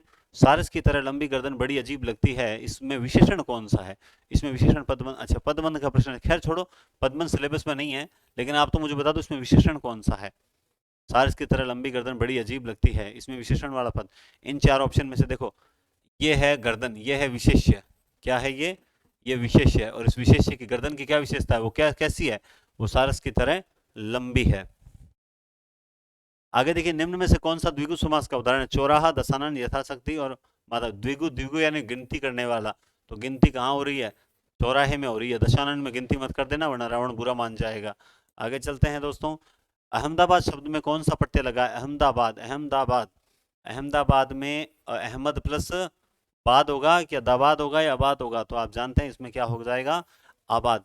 मुझे जहां तक लगता है, बोर अगर नहीं हुए हो तो आपको सबसे पहले मुझे कमेंट आया था कि सर भारतेंदु हरिश्चंद्र के जो अनुदित नाटक, मौलिक नाटकों को लेकर थोड़ा सा हमें विवाद है। 100 क्वेश्चन होने पर मैं वो बताऊंगा कि भारतेंदु के अनुदित नाटक और मौलिक नाटकों को आपको कैसे अलग करना है। बहुत ही अच्छी ट्रिक बताऊंगा। लेकिन उससे पहले आप जल्दी से जल्दी, ज़्यादा से ज़्यादा एक बार और स्टेटस, अगर आपने नहीं लगाया अब तक तो स्टेटस लगाएं, सब्सक्राइब करें। और क्लास के बाद हिंदी पॉइंट एप्लीकेशन जरूर डाउनलोड करें। सिर्फ ये 18 दिन में सर क्या क्या पढ़ेंगे हम? नया कुछ नहीं पढ़े, बिल्कुल नया कुछ मत पढ़ना। लेकिन कम से कम उसमें टेस्ट जो पढ़े हैं, जितने ज़्यादा ऑब्जेक्टिव निकालोगे उतना फायदा होगा, ठीक है ना। तो और फायदा होगा, प्लस वो जो नोट्स वगैरह हैं वो आपके, अगर आप रीड भी सिलेक्ट हो तो आगे भी काम आएंगे। और हम इसके तुरंत बाद जो है वो रीड के लिए बैच स्टार्ट करेंगे। और इसके तुरंत बाद जैसे मान लो जैसे सेकंड ग्रेड हो जाती है, फिर मेरा पूरा फर्स्ट ग्रेड आएगी तो फर्स्ट ग्रेड का देखेंगे। अदरवाइज इस बार मैं एक ऐसी क्लास स्टार्ट करूंगा यूट्यूब पर, रेगुलर क्लासों में सेट के लिए पूरा साहित्य करवाऊंगा और बहुत ही डीप साहित्य करवाऊंगा। उसमें आपको यहीं पर जो है नोट्स, जो रेगुलर क्लास देगा उसका एक अलग ग्रुप बना दिया जाएगा और उनको पहले नोट्स देकर और फिर पढ़ाने का प्रयास है। इस बार मैं आप सबसे ये बोल रहा हूँ कि सेट राजस्थान में जो होने वाली है 8 सालों बाद में, उस सेट के लिए हिंदी साहित्य के पूरे नोट्स यूट्यूब के हर स्टूडेंट को मैं निःशुल्क दूंगा और दूंगा एक ग्रुप के माध्यम से, क्लियर बता रहा हूँ, और ईमानदारी से, और क्लास यहीं करवाऊंगा। आपको नोट्स देना है और क्लास, तो जो जुड़ेगा अच्छे से उनको पूरे नोट्स मिलेंगे और वही नोट्स यहाँ पे समझाऊंगा, उसके बारे में विस्तृत बात करूंगा। खास बात क्या है उन मेरे नोट्स की, मेरे नोट्स बहुत संक्षिप्त होते हैं जैसा कि कई स्टूडेंट्स को पता है। और खास बात ये होगी कि जो नोट्स क्लास में समझ लेगा ना उसके ही समझ आएंगे। ऐसे आप चाहे किसी को बांट देना कोई फर्क नहीं पड़ेगा। तो नोट्स लेना वो बड़ी बात नहीं है। मेरी रेगुलर क्लास नोट्स के हिसाब से होगी तो उनको पढ़ना, जिंदगी बन जाएगी। बाकी हमारा क्या है, ईश्वर की कृपा से बन चुकी है। और बस ये है हमारा शौक, चाहते हैं कि आप लोगों से जुड़े रहें, आप लोगों से टच में रहें और आप लोगों की दुआएं हासिल करते रहें, इसलिए जुड़े हुए हैं। तो उम्मीद करता हूं आप इस बात को सीरियसली लेंगे और हिंदी पॉइंट एप्लीकेशन पर हमारा एक परिवार का हिस्सा बनेंगे। और खैर आप हिंदी पॉइंट एप्लीकेशन डाउनलोड कर लोगे ना, तो उसमें क्या है, एप्लीकेशन डाउनलोड करते नीचे फेसबुक, इंस्टाग्राम, टेलीग्राम, इनके सबके लिंक दिए हुए हैं। तो आपको कईयों को टेलीग्राम लिंक नहीं मिलता है, तो आप सीधा हिंदी पॉइंट एप्लीकेशन पे जाओ, टेलीग्राम पे क्लिक करो, सीधा ग्रुप में आ जाओगे ऑटोमेटिकली। तो बहुत ही बढ़िया सिस्टम कर रखा है। तो सिंधु सेज पर धरा वधु अब तनिक संकुचित बैठी सी, इसमें सिंधु सेज पर धरा वधु अब तनिक संकुचित बैठी सी, इसमें आप बताओ शब्द शक्ति कौन सी है। ये प्रश्न मेरे दिमाग से चूक कैसे गया, इसमें शब्द शक्ति कौन सी है, बताओ देखें। सिंधु, सिंधु सेज पर धरा वधु, कौन से, हाँ, अननोन है, मत उठा। सिंधु सेज पर धरा वधु अब तनिक संकुचित बैठी थी, इसमें देखो सिंपल सा अभिधा तो हो ही नहीं सकती क्योंकि सीधा सीधा अर्थ नहीं निकल रहा है। ठीक है, उसमें होगी लक्षणा शब्द शक्ति। कौन सी होगी, लक्षणा शब्द शक्ति होगी। आगे देखें, उर्मे माखन चोर गड़े अब कैसे निकसत सुन उदो, उर्मे माखन है ना। अब आप उर हृदय में माखन चोर गड़ गया है, क्या कोई चीज गड़ सकती है क्या। उर में माखन चोर गड़े अब कैसे निकसत सुन उदो, ये उदो अब वो इतने गड़ चुके हैं, अब वो निकले तो निकले कैसे, क्या वो हो सकता है, नहीं, ऐसा नहीं हो सकता। इसमें कौन सी है, लक्षणा शब्द शक्ति है। कौन सी है, लक्षणा शब्द शक्ति है। आगे चलते हैं, हरि ने नारद को हरि रूप दिया, ये भी आप इसको हल कर सकते हो। मैंने अभी थोड़ी देर पहले एक ट्रिक बताई थी आपको शब्द शक्ति की कि कैसे पहचान जाती है। आप सबसे पहले इसमें अलंकार पहचान लो, अलंकार कौन सा है, हरि ने नारद को हरि रूप दिया, शब्द शक्ति, अलंकार मिल गया ना। तो आपको पता है इसमें यमक अलंकार है और यमक जहां होता है वहां कौन सी होती है, अभिधा शब्द शक्ति होती है। आगे चलते हैं, करते तुलसीदास भी कैसे मानस नाद महावीर का, यदि मिलता नहीं उन्हें प्रसाद, उक्त पंक्तियों के रचनाकार कौन है। तो करते तुलसीदास भी कैसे मानस नाद, तो उनको कौन सा पुरुष, ये पंक्तियों का रचनाकार कौन है, तो ये हैं मैथिली शरण गुप्त ने महावीर प्रसाद द्विवेदी के प्रति श्रद्धा व्यक्त की है।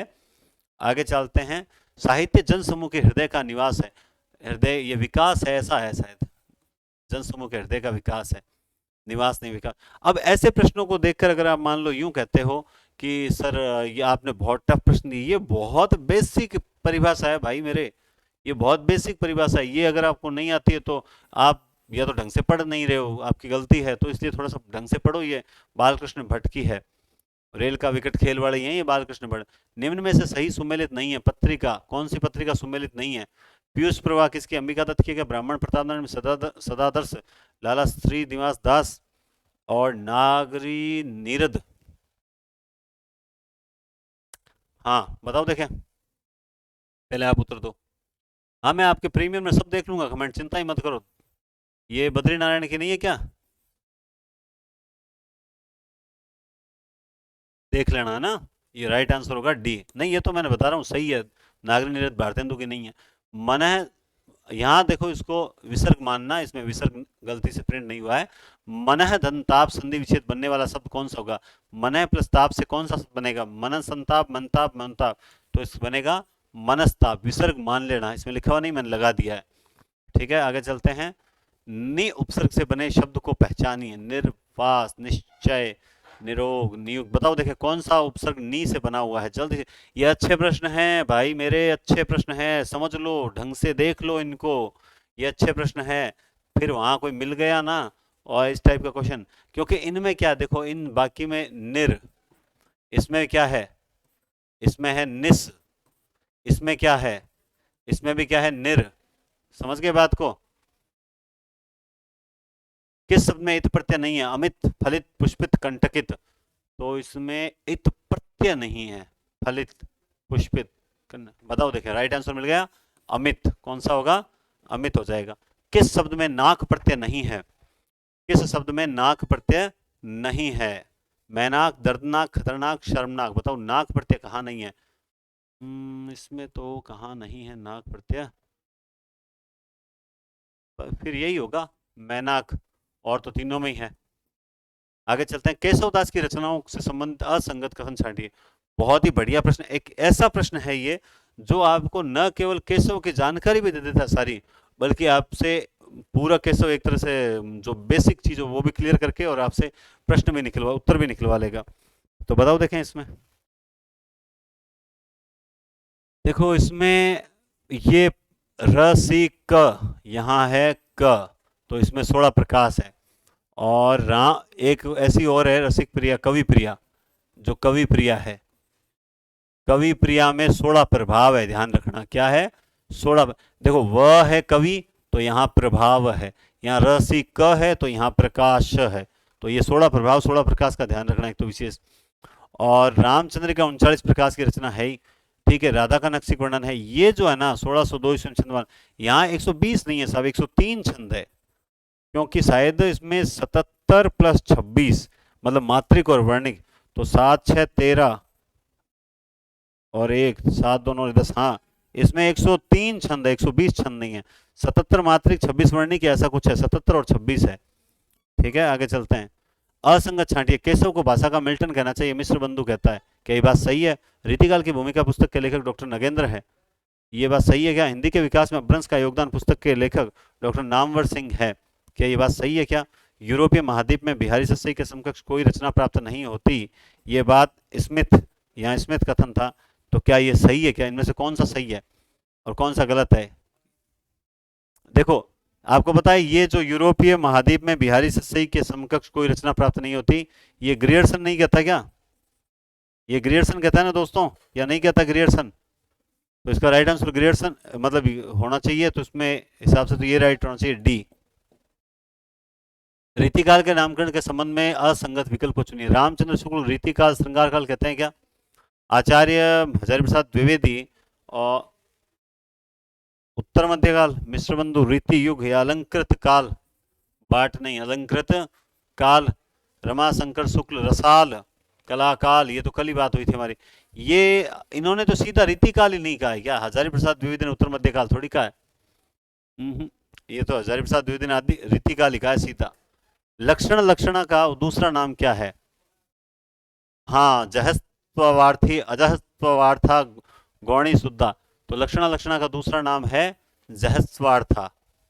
ठीक है, पढ़ लेना, थोड़ा बहुत पढ़ लेना, इसे ये नोट्स में सारे लिखे हुए हैं वैसी चीजें। आरोप एवं आरोप्यमाण कथनों द्वारा लक्ष्यार्थ की नोट्स में नहीं है, अगर मान लो ऐसी चीजें कठिन है थोड़ी सी है, तो ये आपको मिश्रा पब्लिकेशन की किताब में मिल जाएगी। आरोप एवं आरोप्यमाण कथनों द्वारा लक्ष्यार्थ की प्रतीति किस शब्द शक्ति द्वारा होती है? आरोप एवं आरोप्यमाण कथनों द्वारा, हाँ तो ये हो गया। आरोप शब्द आ गया ना, तो कौन सी हो जाएगी? सारोपा गौणी लक्षणा। कौन सी हो जाएगी? सारोपा गौणी लक्षणा। लाल तिहारे द्रगन की परी द्रगन की छाह में शब्द शक्ति कौन सी है?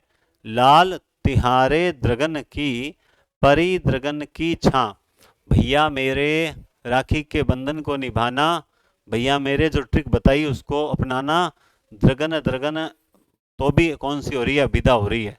कैसे भी कर लोगे ना तो इसमें होगी विदाई। नाथुराम शर्मा शंकर की उपाधि नहीं है। साहित्य सुधाकर, भारतेंदु प्रज्ञेंदु, कविता कामिनी कांत, प्रकृति उपासक कवि, ये 3 उपाधियां इसकी है, एक नहीं है। वो कौन सी उपाधि है जो इसकी नहीं है? तो लोग, मुझे पता है आप लोगों ने देखते ही पता लगा लिया होगा कि ये उपाधि नाथुराम शर्मा हाँ, ये शंकर साहब है ना, इनकी जो है गर्भांड रहस्य बहुत प्रसिद्ध पुस्तक ठीक है। इसमें नारी चित्रण को लेकर लिखी हुई है ना, गर्भ में ही विधवा हो जाने वाली नारियों को लेकर गर्भांड रहस्य लिखी हुई है। और एक इनका लिखा हुआ है शंकर सर्वस्व। दोनों ही इंपॉर्टेंट रचना है, याद रखना, ठीक है। आगे चलते हैं 94 पे। मैथिली शरण गुप्त को राष्ट्र कवि की उपाधि किसने दी थी? आहो, किसने दी थी, जल्दी से बताओ देखें। तो वो दी थी गांधी जी ने। किसने दी थी? जाना मत, 100 क्वेश्चन होते ही मैं आपको भारतेंदु के अनुदित और मौलिक नाटकों की ट्रिक बताऊंगा, बहुत काम की ट्रिक है, इसीलिए जाना मत। और बल्कि कोशिश ये करें, 100 पर हम रुकेंगे हल्का सा। भक्ति भावना पराजित मनोवृत्ति की उपज नहीं है, और न ही इस्लाम धर्म का बलात् प्रचार। ये बात मैं दोबारा पूछ रहा हूँ, कल भी पूछी थी शायद, नहीं परसों, और आज फिर पूछ रहा हूँ, ये किसकी परिभाषा है? भक्ति भावना पराजित मनोवृत्ति की उपज नहीं है, और न ही इस्लाम धर्म का बलात् प्रचार। तो ये किसकी है? हजारी प्रसाद द्विवेदी की परिभाषा है। हमने कल भी बात की थी, परसों भी बात की थी। निम्नांकित में से तद्धित प्रत्यय कौन सा है? जहां तद्धित है, तद्धित वो जो संज्ञा सर्वनाम विशेषण से बनता है। बताओ देखें, जल्दी से बताओ, इसका राइट आंसर अब मिला क्या? बुरा। बाकी में जो है धातुओं से बने हुए हैं, ये है बुराई। आगे चलते हैं। यह प्रत्यय से निर्मित शब्द नहीं है। य से शब्द नहीं है, बताओ देखें, य से निर्मित शब्द नहीं है। तो मिल गया आंसर, तरुण्य, तरुण धन, दंपति धन, धीरता धन, है ना, धीर धन, दर्शनीय। आगे चलते हैं। अंश शब्द में एक प्रत्यय लगने पर शब्द कौन सा बनेगा? अंशिक, अंशिक, अंशुक, अंशिक। बताओ, राइट आंसर मिला? पढ़ते ही मिल जाएगा, सही ढंग से पढ़ोगे तो ही मिल जाएगा आंशिक। हम 99 नंबर क्वेश्चन पे पहुंच चुके हैं। किस शब्द में इन प्रत्यय नहीं है? ये तो फिर आ गया, ये तो घूम के फिर आ गया। ये है अच्छा प्रश्न, और कुछ भी कहो आप, प्रश्न अच्छा है। क्योंकि विलीन है, हम लगा लेंगे विल प्लस इन, नहीं होगा ऐसा, वी प्लस लीन होगा। तो इसमें इन प्रत्यय नहीं है। और आज की क्लास का 100वां प्रश्न, विशेषण से बनी भावाचक संज्ञा नहीं है। सफाई, खटास, चोरी, माधुर्य। बताओ देखें, जो विशेषण से बनी हुई नहीं है। खट्टा से बनी हुई है, साफ से बनी हुई है, मधुर से बनी हुई है, चोरी जो है नहीं बनी हुई है। अब बात करते हैं हम, आपके सामने एक कहानी है। उसने कहा था कहानी में डाक बाबू का क्या नाम था? तो इसका आप उत्तर बताएं। ठंडा पानी लाना, ठीक है। तो अब आप देखो, मैं आपको बताऊंगा कि जो, दिखाई दे रहा हूँ क्या मैं, या नहीं दिखाई दे रहा? नहीं दिखाई दे रहा, तो ये तो कुर्सी ढंग की लानी पड़ेगी। चलो कोई ना। हाँ, हम्म, कोई नहीं। देखो, यहाँ लिखते हैं अपन। सबसे पहले इसका उत्तर दो, कहानी में डाक बाबू का क्या नाम था? डाक बाबू का नाम था पोलू राम। ठीक है, पोलू। अब देखो, भारतेंदु के अनुदित और मौलिक नाटकों की एक अलग अलग ट्रिक है। उस ट्रिक को मुझे लगता है ऑफलाइन स्टूडेंट्स में से कोई भी देख रहा है तो फटाफट वो ट्रिक लिखकर कमेंट बॉक्स में अपलोड करें, कमेंट, लाइव कमेंट बॉक्स में डालें। देखते हैं कितने जने डालते हैं। इससे मुझे आज ये पता लगेगा कि ऑफलाइन और जो ऑनलाइन स्टूडेंट्स हैं जो रेगुलर थे, वो कितने हैं जो मेरे स्टूडेंट देख रहे हैं। ये देखो, एक ट्रिक है। मैं वीरप्पा ने धनमंजरी को, वीरप्पा ने धनमंजरी को, वीरप्पा हो गया ना, वीरप्पा ने धनमंजरी को राक्षस दुर्लभ से छुड़ाया। वीरप्पा ने धनमंजरी को राक्षस दुर्लभ। अब सबसे बड़ी बात, इसमें कुछ गलती रही है कि नहीं रही है, आप कमेंट बॉक्स में जरूर देखें, आपको कमेंट बॉक्स में मिलेगा, है ना। एक सेकंड, मैं अलग अलग पेन से लिखता हूँ, ठीक है ना। एक सेकंड देखना, पानी पिलाना, एक सेकंड। तो अब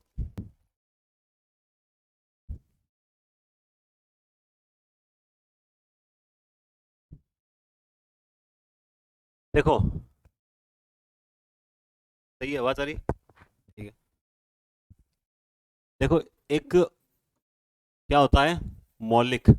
अब मौलिक में क्या है, ये आप जब क लिखते हो तो क में 8 आपको नजर आता है कि नहीं आता है? आता है ना। इसका मतलब मौलिक नाटक कितने? 8 है। तो पहले तो ये चीज क्लियर कर दो। सर रामचंद्र शुक्ल नहीं है माना है, किसी को भी मानने दो, कोई टेंशन नहीं है। मौलिक में क आता है ना, तो वो 8 है, बात खत्म। अब इसकी ट्रिक क्या हो जाएगी? वीरप्पा धनमंजरी को सत्य भारत के राक्षस दुर्लभ से छुड़ा ले गए। वीरप्पा धनमंजरी को सत्य भारत के राक्षस दुर्लभ से छुड़ा ले गए, है ना। अब आप इसको इसमें ये देखना है कि वो 8 नाटक जो हैं वो कौन कौन से हैं। वीरप्पा से क्या होगा, ठीक है। र से क्या होगा, रत्नावली होगा कि नहीं होगा। पा से पाखंड विखंडन होगा कि नहीं होगा। धनमंजरी होगा कि नहीं होगा। सत्य भारत होगा कि नहीं होगा। सत्य हरिश्चंद्र होगा कि नहीं होगा। भारत में, क्योंकि दोनों जगह भारत आएगा, आपको देखना है भारत से कौन सा, भारत जननी कहाँ आ रहा है, भारत दुर्दशा कहाँ आ रहा है, ठीक है। राक्षस, दुर्लभ, बस। तो कितने हो गए, 3 3 एक 4 5 6 7, यहाँ पे 2 हो गए ना, या नहीं हुए। ये तो धनंजय विजय हो गया। ये तो धन से क्या हो जाएगा, धनंजय विजय होगा, कोई धनवंतरी थोड़ी होगा। तो 1 2 3 4 5 6 7 और 8 नाटक हो गए, ठीक है। फिर से रिपीट कर देता हूं, वीरप्पा धनमंजरी को सत्य भारत के राक्षस दुर्लभ से छुड़ा लेंगे। खास बात क्या है, एकदम क्रम से सेट किए हुए, आप चेक कर ले एक बार।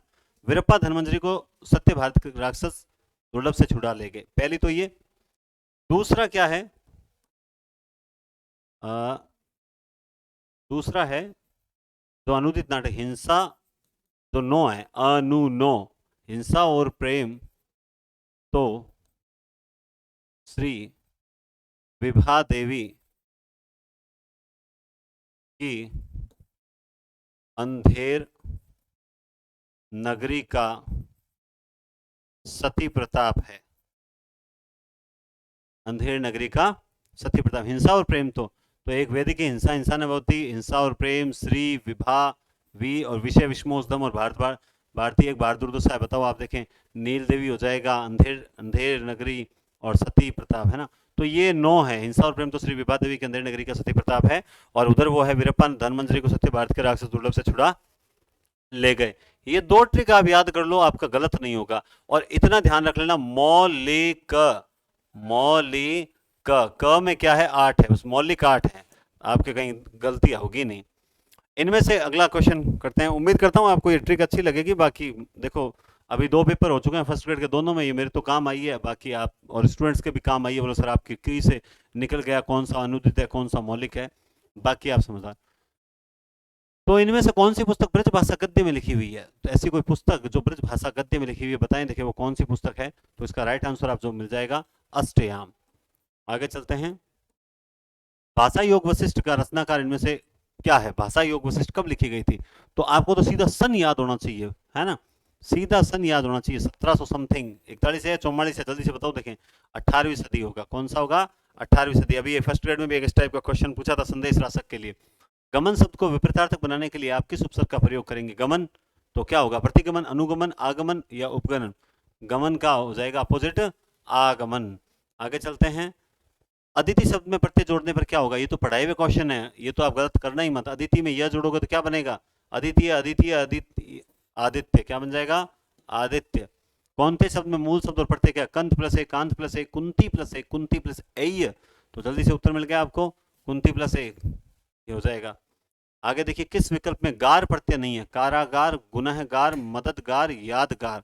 इसमें 3 ऐसे हैं जिनमें गार है, एक ऐसा इसमें गार नहीं है, वो कौन सा है, तो वो है कारागार। कौन सा है, कारागार। बेनी प्रवीण को प्रवीण की उपाधि किसने दी थी, जसवंत सिंह, ग्वाल कवि, समकालीन भड़वाकार, बेनी बंदीजन, गोप कवि। बताइए जल्दी से, बेनी प्रवीण को प्रवीण की उपाधि किसने दी थी, तो वो दी थी दोस्तों, आपने उत्तर दे दिया होगा, समकालीन भड़वाकार बेनी बंदीजन ने। आगे चलते हैं। रीतिकाल के किस कवि को संस्कृत के नागेश भट्ट से जोड़ा जाता है। बिल्कुल देखो, इसमें आज भक्ति काल का भी क्वेश्चन मिला है, रीतिकाल का भी मिला है, आधुनिक काल के भी मिले हैं, हर टाइप के क्वेश्चन मिले हैं। रीतिकाल के किसको संस्कृत के नागेश भट्ट से जोड़ा जाता है दोस्तों, सेनापति को। किसको जोड़ा जाता है, सेनापति को। आचार्य, ये कल वाला क्वेश्चन फिर से आ गया, देखते हैं किस किस को याद है। आचार्य चिंता, नहीं नहीं ये वो नहीं है, ये नया एक आएगा ऐसा ही कल वाला क्वेश्चन। हाँ ये प्रश्न देखिए, आचार्य चिंतामणि कृत रस विलास भानुदत्त की रसमंजरी के आधार पर रचित है। और आचार्य चिंतामणि त्रिपाठी का श्रृंगार मंजरी आंध्र के संत अकबर शाह की श्रृंगार मंजरी के संस्कृत अनुवाद का ब्रज भाषा में अनुवाद है। और रस निधि कृत रतन हजारा बिहारी सस्सई के परिचित दोहे संग्रह है क्या? और आचार्य मतिराम कृत ललित लाम अप्पय दीक्षित कृत कुवलयानंद, ये कुकुलयानंद लिखा हुआ कुवलयानंद, कुवलयानंद पर आधारित रस ग्रंथ है क्या? तो बताओ देखें इसमें से कौन सा असत्य है। ये जो रसविलास है ना चिंतामणि, इसमें इन्होंने खुद को लालमणि कहकर पुकारा है। लालमणि, खुद इन्होंने खुद को ही लालमणि कहा है। लेकिन ये भानुदत्त की रसमंजरी के आधार पर नहीं लिखा हुआ, ये भानुदत्त की रसमंजरी के आधार पर नहीं लिखा हुआ। बाकी तीनों कथन सत्य है, ये कथन गलत है। आगे किस शब्द में ल प्रत्यय नहीं है? मंजुल, अतल, मांसल, श्यामल, इसमें एक है जिसमें ल प्रत्यय नहीं है। ये भी बहुत अच्छा क्वेश्चन है। आप सोचते हो प्रत्यय के पता नहीं कैसे पूछेगा, पूछता वो ऐसे ही शब्द है, ऐसे शब्दों में मात खा जाते हैं। तो इसका राइट आंसर हो जाएगा अतल, इसमें अ उपसर्ग है, तो इसका राइट आंसर हो जाएगा ए। आगे चलते हैं, किस शब्द में गार प्रत्यय का प्रयोग नहीं हुआ? ये बस तीसरी बार आ गया ये प्रश्न। तो गार प्रत्यय इस बार नहीं है। यादगार, मददगार, रोजगार, तो यहां है स्नानागार। आपने उत्तर दे दिया होगा इसका। ये अब मैं जल्दी से उत्तर नहीं दूंगा। पटाक्षेप नहीं होगा। कहानी में गांव का निर्विरोध सरपंच किसे चुना गया था? बताइए। बलवीर, नाहर सिंह, महेंद्र सिंह या राम सिंह, किसको चुना गया था? तो आप जानते हैं राम सिंह को चुना गया था। और राम सिंह लगभग 3 बार सरपंच बना था। ये भी याद रखना, कितनी बार बना था? 3 बार बना था सरपंच, याद रखना भाई। हेतु भारद्वाज द्वारा रचित कहानी संग्रह नहीं है। ये आप बता दो, 100 रुपए इनाम में मिलेंगे अभी के अभी। इसमें से कौन सा रचित कहानी संग्रह नहीं है? बताओ देखें कौन सा नहीं है। उत्तर देखो, गलत दे दिया ना उत्तर। आपको बता दूं, तीर्थ यात्रा, जमीन से हटकर आधार की खोज, 3 कमरों का मकान। बताओ देखें कौन सा नहीं है। इतनी देर में बता दिया। मैं बता दूं, ये चारों के चारों ही हैं। इसमें से एक भी ऐसी रचना नहीं जो हेतु भारद्वाज की नहीं है। ये चारों ही हेतु भारद्वाज की है। ये क्वेश्चन में एक रचना लगानी थी, अरे अरे ये भी कर दिया, अभी कुछ लोग मान बैठेंगे। ये भी है, ये भी है, ये भी है, ये भी है। टोटल टोटल रचनाएं हैं। तो याद रखना, चारों की चारों हेतु भारद्वाज की है। ये क्वेश्चन डिलीट होगा। कहानी में राम सिंह कितने वर्षों तक प्रधानी करता रहा? अब देखो इसमें क्या है कि ये प्रश्न थोड़ा विचित्र है। कहानी में राम सिंह कितने वर्षों तक प्रधानी करता रहा? आपने कहानी किस किसने ध्यान से पढ़ी है, ईमानदारी से बता दो। अगर पढ़ी है तो लो मैं अभी पूछ लेता हूँ। इसमें से राइट आंसर कौन सा है? आपने कहानी ढंग से पढ़ी है ना, फिर भी आपको उसी को उत्तर बताओ। कहानी में राम सिंह, इस ऑप्शन पढ़े आपके सामने, कितने वर्षों तक करता रहा? जल्दी से बताओ देखें। सीधा मुझे एबीसीडी नहीं बताओगे, सीधा बताओगे 10, 7, 8 या 15। बताओ देखें। मैं प्रीमियर में आपके कमेंट देख रहा हूं, ये मान के चलें। चलो मैं बताता हूं। आप में से उत्तर आ गए। आप देखो, उस कहानी में कहीं पर भी ऐसा नहीं आया है कि वो 10 वर्ष, 7 वर्ष, 8 वर्ष या 15 वर्ष। उस कहानी में यह आया है कि राम सिंह 3 बार बना था और एक बार में वो 3-3 साल के बनते थे। तो 3-3-3 हिसाब से तो कितना होना चाहिए? 9। उसके बाद वो अपने पुत्र वगैरह जो भी बनाता है, तो हिसाब से तो 3 बार बनाए, तो इसका मतलब 9 होना चाहिए। लेकिन ऐसा कहा जाता है कि वो एक बार लगातार कितने वर्षों तक रहा था? तो वो लगातार 7 वर्ष तक रहा था। वो लगातार 7 वर्ष तक रहा था। आप कहानी एक बार दोबारा रिवीजन मार ले, उसमें आया कि वो लगातार 7 वर्ष तक रहा था। बाकी वो 3 बार बना था। तो ऐसा कहीं नहीं है कि 10, 7, 8, 15 इस प्रकार से, लगातार 7 वर्ष है। फिर भी अगर मेरे से चूक हो गई हो तो आप एक बार कहानी जरूर पढ़ लें। बाकी इसका उत्तर 7 वर्ष ही है। क्या हो जाएगा इसका उत्तर? 7 वर्ष। किस शब्द में परा उपसर्ग नहीं है? पराक्रम, पराश्रित, पराभव, पराजित। मिल गया उत्तर। पर प्लस आश्रित, क्या हो जाएगा? पराश्रित। किस शब्द में उपसर्ग नहीं है? विकट, संकट, प्रकट, कटक। कटक बताओ देखें जल्दी से। किस शब्द में उपसर्ग नहीं है? हाँ मिल गया। चलो इसका राइट आंसर हो जाएगा कटक। बाकी 3 में है। किस शब्द में अनु उपसर्ग नहीं है? अन्वित, अन्वेक्षण, अनुवाद, अनुचित। ये भी प्रश्न आए हुए हैं, मैंने अभी करवाए थे पहले, जब उपसर्ग वाले प्रश्न करवाए थे ना, उस दिन मैंने इनमें से प्रश्न करवाए थे। अनु उपसर्ग नहीं है। देखो इसमें क्या है, इसमें है अन्न, धन, उचित। आगे चलते हैं। इनमें से किस शब्द में नि उपसर्ग है? निरूपण, निरापद, निरीह, निरामिष। बताओ देखें। निरुपसर्ग, नि उपसर्ग बताओ। निरूपण, राइट आंसर ए। निमोनिया से मरने वालों को मुरब्बे नहीं मिला करते, यह कथन किसका है? बहुत ही बढ़िया प्रश्न है। निमोनिया से मिलने वाले, बताओ देखें। निमोनिया से मरने वाले लोगों को मुरब्बे नहीं मिला करते, ये कथन है वजीरा सिंह का। किसका कथन है ये? वजीरा सिंह का। देखते नहीं ये रेशम से कड़ा सालू, या सालू का क्या मतलब है? देखते नहीं है कसम, सालू, सालू का मतलब है दोस्तों ओढ़नी। आपको ये कहानी पढ़ रखी होगी, फिर से मैं रिवीजन करवा देता हूँ। हुक्म तो यह है कि यह कथन किसका है? ये कथन किसका है भाई? ये तो मुझे भी नहीं पता चल रहा, तो देखें किसका है। चल गया क्या आपको? हुक्म तो यह है कि कथन किसका है? हजारा सिंह का। किसका कथन है? हजारा सिंह का। किस शब्द में इन प्रत्यय नहीं है? ये मुझे एक तो बहुत अच्छा प्रश्न लगा था जब मैंने पेपर बनाया था। विलीन, रंगीन, शौकीन, नमकीन, बताओ देखें। इन प्रत्यय नहीं है। राइट आंसर है विधन लीन। ठीक है, इसका राइट आंसर ये होगा। नहीं, वो नहीं था, आगे आएगा वो प्रश्न। किस शब्द में उपसर्ग नहीं है? लालच, बेशक, लाचार, बनाम। यानी शब्द में उपसर्ग नहीं है।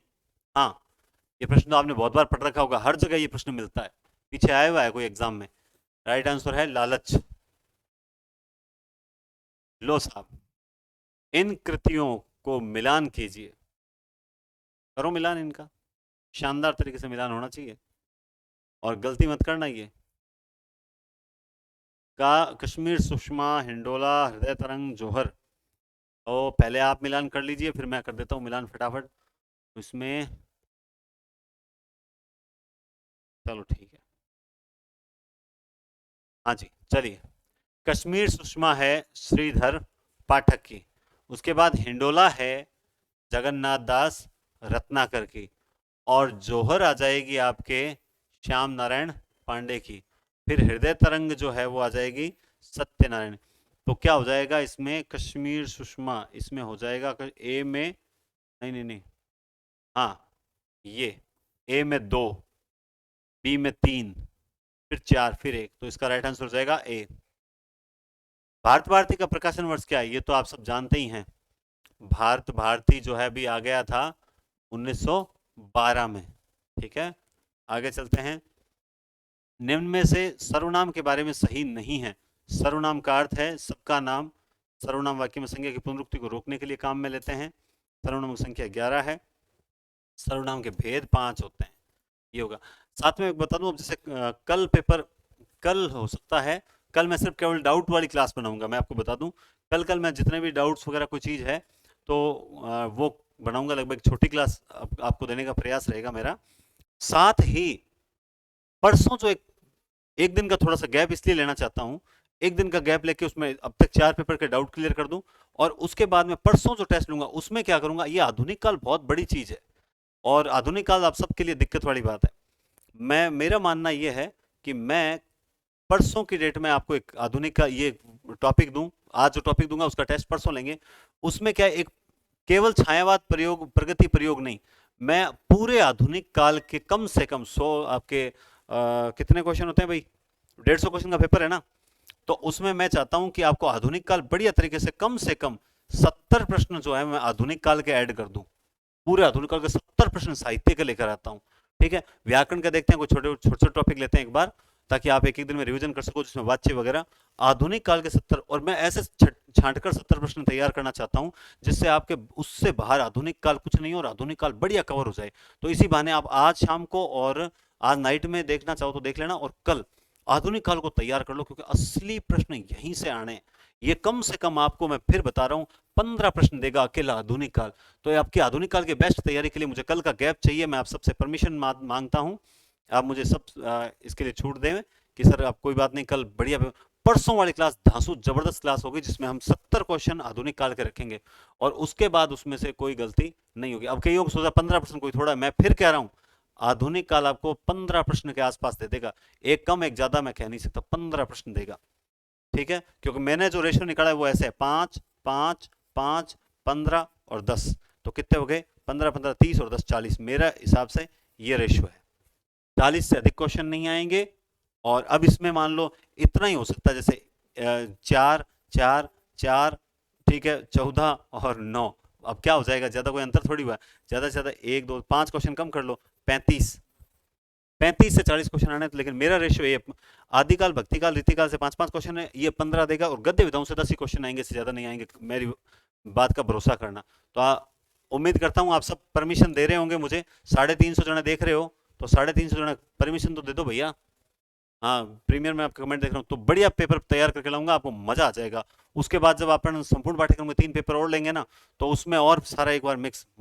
हिंदी में तो आप याद करोगे कि नरेंद्र दानचारण सर ने कितनी गजब मेहनत की थी। ये मैं, क्योंकि जो मेहनत मन से की जाती है उसका रिजल्ट भी आता है। तो आप थोड़ा समय देके देखिए और आप खुद कहेंगे वाह सर मजा आ गया। आपका लास्ट कमेंट यही होगा परसों वाली क्लास का। ठीक है, चलिए। अनिश्चयवाचक सर्वनाम का उदाहरण नहीं है तो कौन सा नहीं है अनिश्चयवाचक सर्वनाम का उदाहरण? तो अनिश्चयवाचक सर्वनाम का उदाहरण नहीं है। तुम्हें किसी ने कुछ कहा क्या, वह कुछ फल खा रहा है, कोई जा रहा है, किसी ने कहा था। कमाल है, ये तो बहुत गजब प्रश्न आया। तो इसका राइट आंसर हो जाएगा, देखो, कुछ फल, है ना। यहाँ पे कुछ फल ये चला गया अपने विशेषण में चला गया। और कौन सा विशेषण है ये विशेषण है, आप बताओ देखें। ये चला गया परिमाण या संख्यावाचक। फल है, काउंट हो सकता है क्या? फल हम तोल कर ही लेते हैं, 2 किलो फल, 4 फल, 5 फल नहीं लेते, तोल कर लेते हैं, तो इन्हें अनिश्चित परिमाणवाचक है। इनमें से किस शब्द में अन उपसर्ग है? अनामिका, अनन्या, अनंतर, अनित्य। तो इसका उत्तर है, कौन सा उत्तर है? अनंतर, अन धन अंतर। जिसको संधि आ गई उसको सब कुछ आ गया। उजाले के मुसाहिब कहानी की मूल संवेदना किस विकल्प से प्रकट होती है? अंधविश्वासों द्वारा विश्वास प्रकट करना, उजाले का मुसाहिब बनाना, अंतर्मन में व्याप्त अज्ञानता दूर कर जीवन में प्रकाश लाना, और प्रकाश द्वारा अंधेरा मिटाना।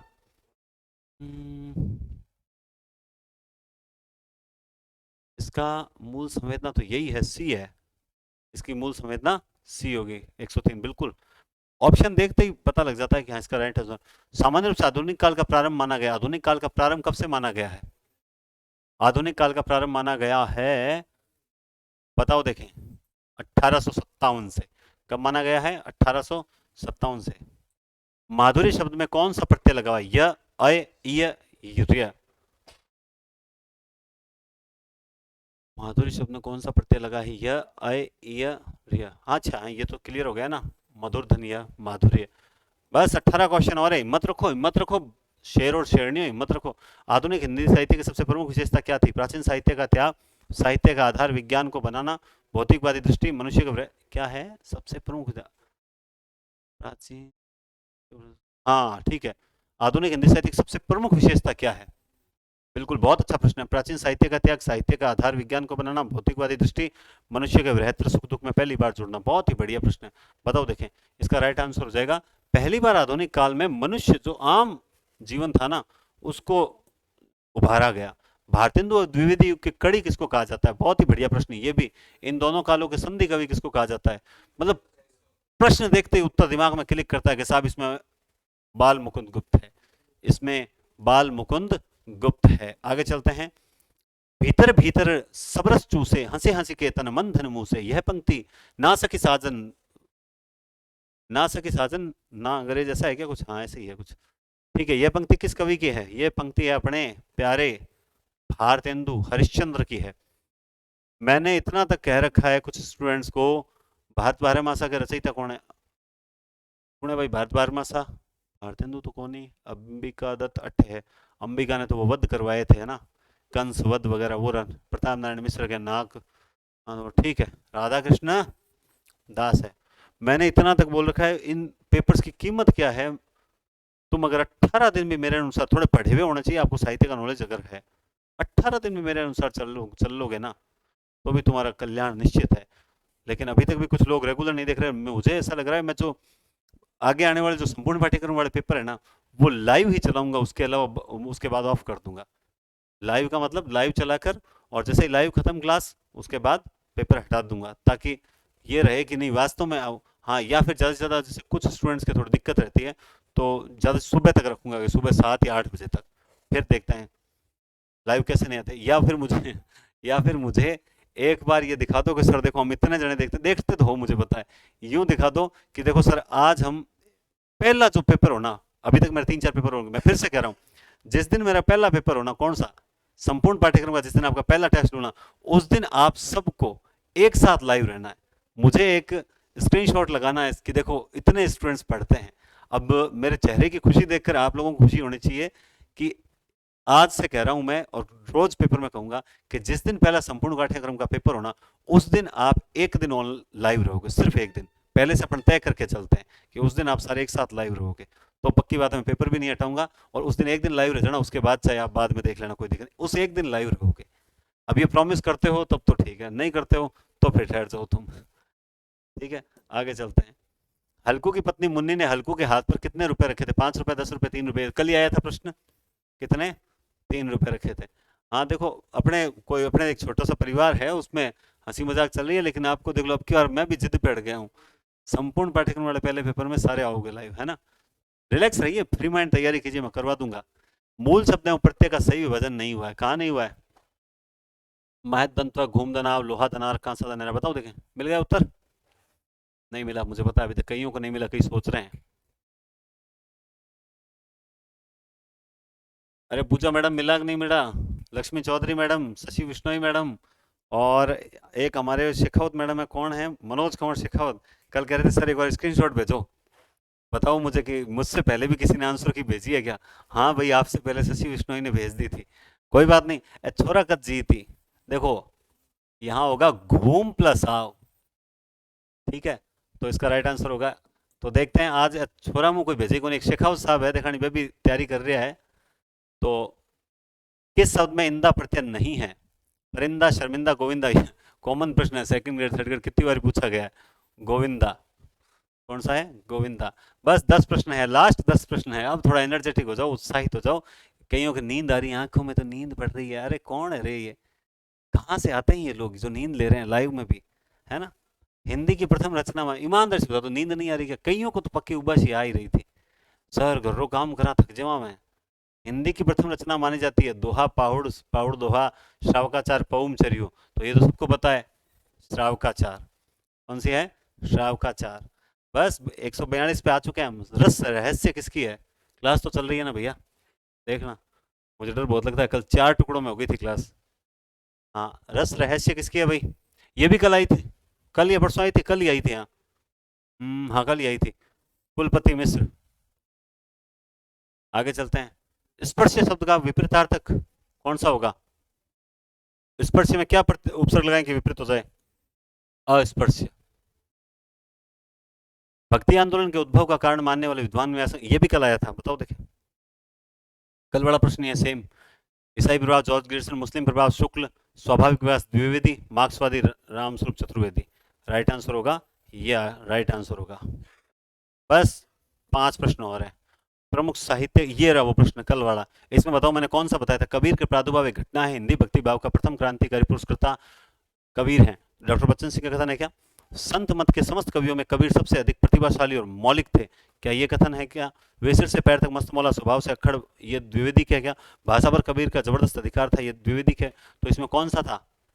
इसमें राइट आंसर था ये, हमने कहा था शायद नगेंद्र का, ये है ना? तो इसका राइट आंसर था बी।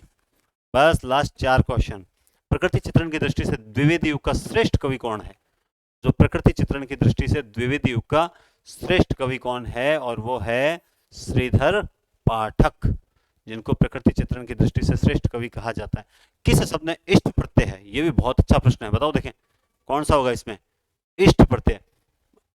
गरिष्ठ, घनिष्ठ, कनिष्ठ, धर्मनिष्ठ? अच्छा प्रत्यय नहीं है, मैं कह रहा हूं ये क्या हो रहा है, प्रत्यय नहीं है। कई बार प्रश्न गलत पढ़ा गया काम से। धर्मनिष्ठ है, बाकी इष्ट है, इसमें धर्मनिष्ठ है। कहानी के किस पात्र ने कहा अब तो नहीं रहा जाता जबरू, चलो बगीचे में पत्तियां बटोर कर तापें? ये बात किसने बोली थी?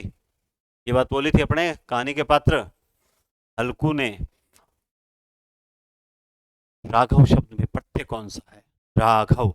तो राघव शब्द में प्रत्यय है रघुधन। और आज की क्लास का लास्ट प्रश्न, और जैसे ही उस प्रश्न का आंसर लिखा जाएगा, एक जने को बोला जाएगा तू फटाफट फोटो खींच, आज जल्दी से जल्दी हमें भेजनी ही है, आज दिखाना है सर को, देखो हम लड़के भी जीत सकें।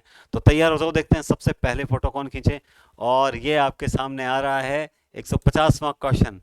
किस शब्द में वी उपसर्ग नहीं है? मेरा सबसे फेवरेट प्रश्न। अब जल्दी से कोई तुक्का भी नहीं मार सकता, देखो पहले इसको। किस शब्द में वी उपसर्ग नहीं है? विकल्प, विकास, विदित, वितान। जल्दी से बताओ देखें। राइट आंसर मिल गया, और इसी के साथ इसका राइट आंसर है सी, अब तक तो मुझे पता है मेरे पास फोटो आ चुकी होगी। तो ये राइट आंसर 150। तो उम्मीद करता हूँ आपको बोर भी नहीं होने देता हूँ, आपको क्वेश्चंस भी करवाता हूँ और बीच बीच में कुछ नई चीजें बता रहा हूँ। श्री है ना, वीरप्पा धनवंतरी को सत्य भारत के राक्षस दुर्लभ से छुड़ाकर ले गया, और हिंसा और प्रेम तो श्री विभा देवी की अंधेर नगरी का सती प्रताप है। ये ट्रिक्स हैं। सारोपा रूपक, उसमें उपमेय उपमान दोनों होते हैं। साध्य वसाना में केवल उपमान होता है। रूढ़ा में मुहावरे लोकोक्तियां। अभिधा के अंदर क्या होता है? अभिधा में यमक अलंकार को पकड़ लेना। और इस पर विस्मय यह गोदावरी अमृतन को फल देती, ये भी याद रखना, अभिधा का ही उदाहरण है।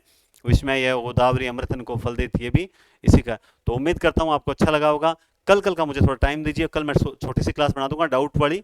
और परसों मैं आपको आधुनिक काल की बहुत जबरदस्त क्लास दूंगा, जिसमें हम रेशियो ये रखेंगे 70 क्वेश्चन तो साहित्य के रखेंगे आधुनिक काल के, और 30 क्वेश्चन रखेंगे जो व्याकरण का जो भी टॉपिक होगा उसके। सॉरी 30 नहीं, अपन रखेंगे 30% तो रखेंगे वो स्नातक पार्ट का। स्नातक पार्ट का कितने हो गए? 100। और 50 क्वेश्चन रखेंगे व्याकरण के, व्याकरण प्लस काव्य शास्त्र के, ये 50 रखेंगे। तो इस तरह से ये टोटल ये हो जाए, क्योंकि अगला टॉपिक मुझे पता है रस वाला टॉपिक है, तो वो टॉपिक। तो बहुत बहुत धन्यवाद, टेक केयर और शुभ रात्रि दोस्तों।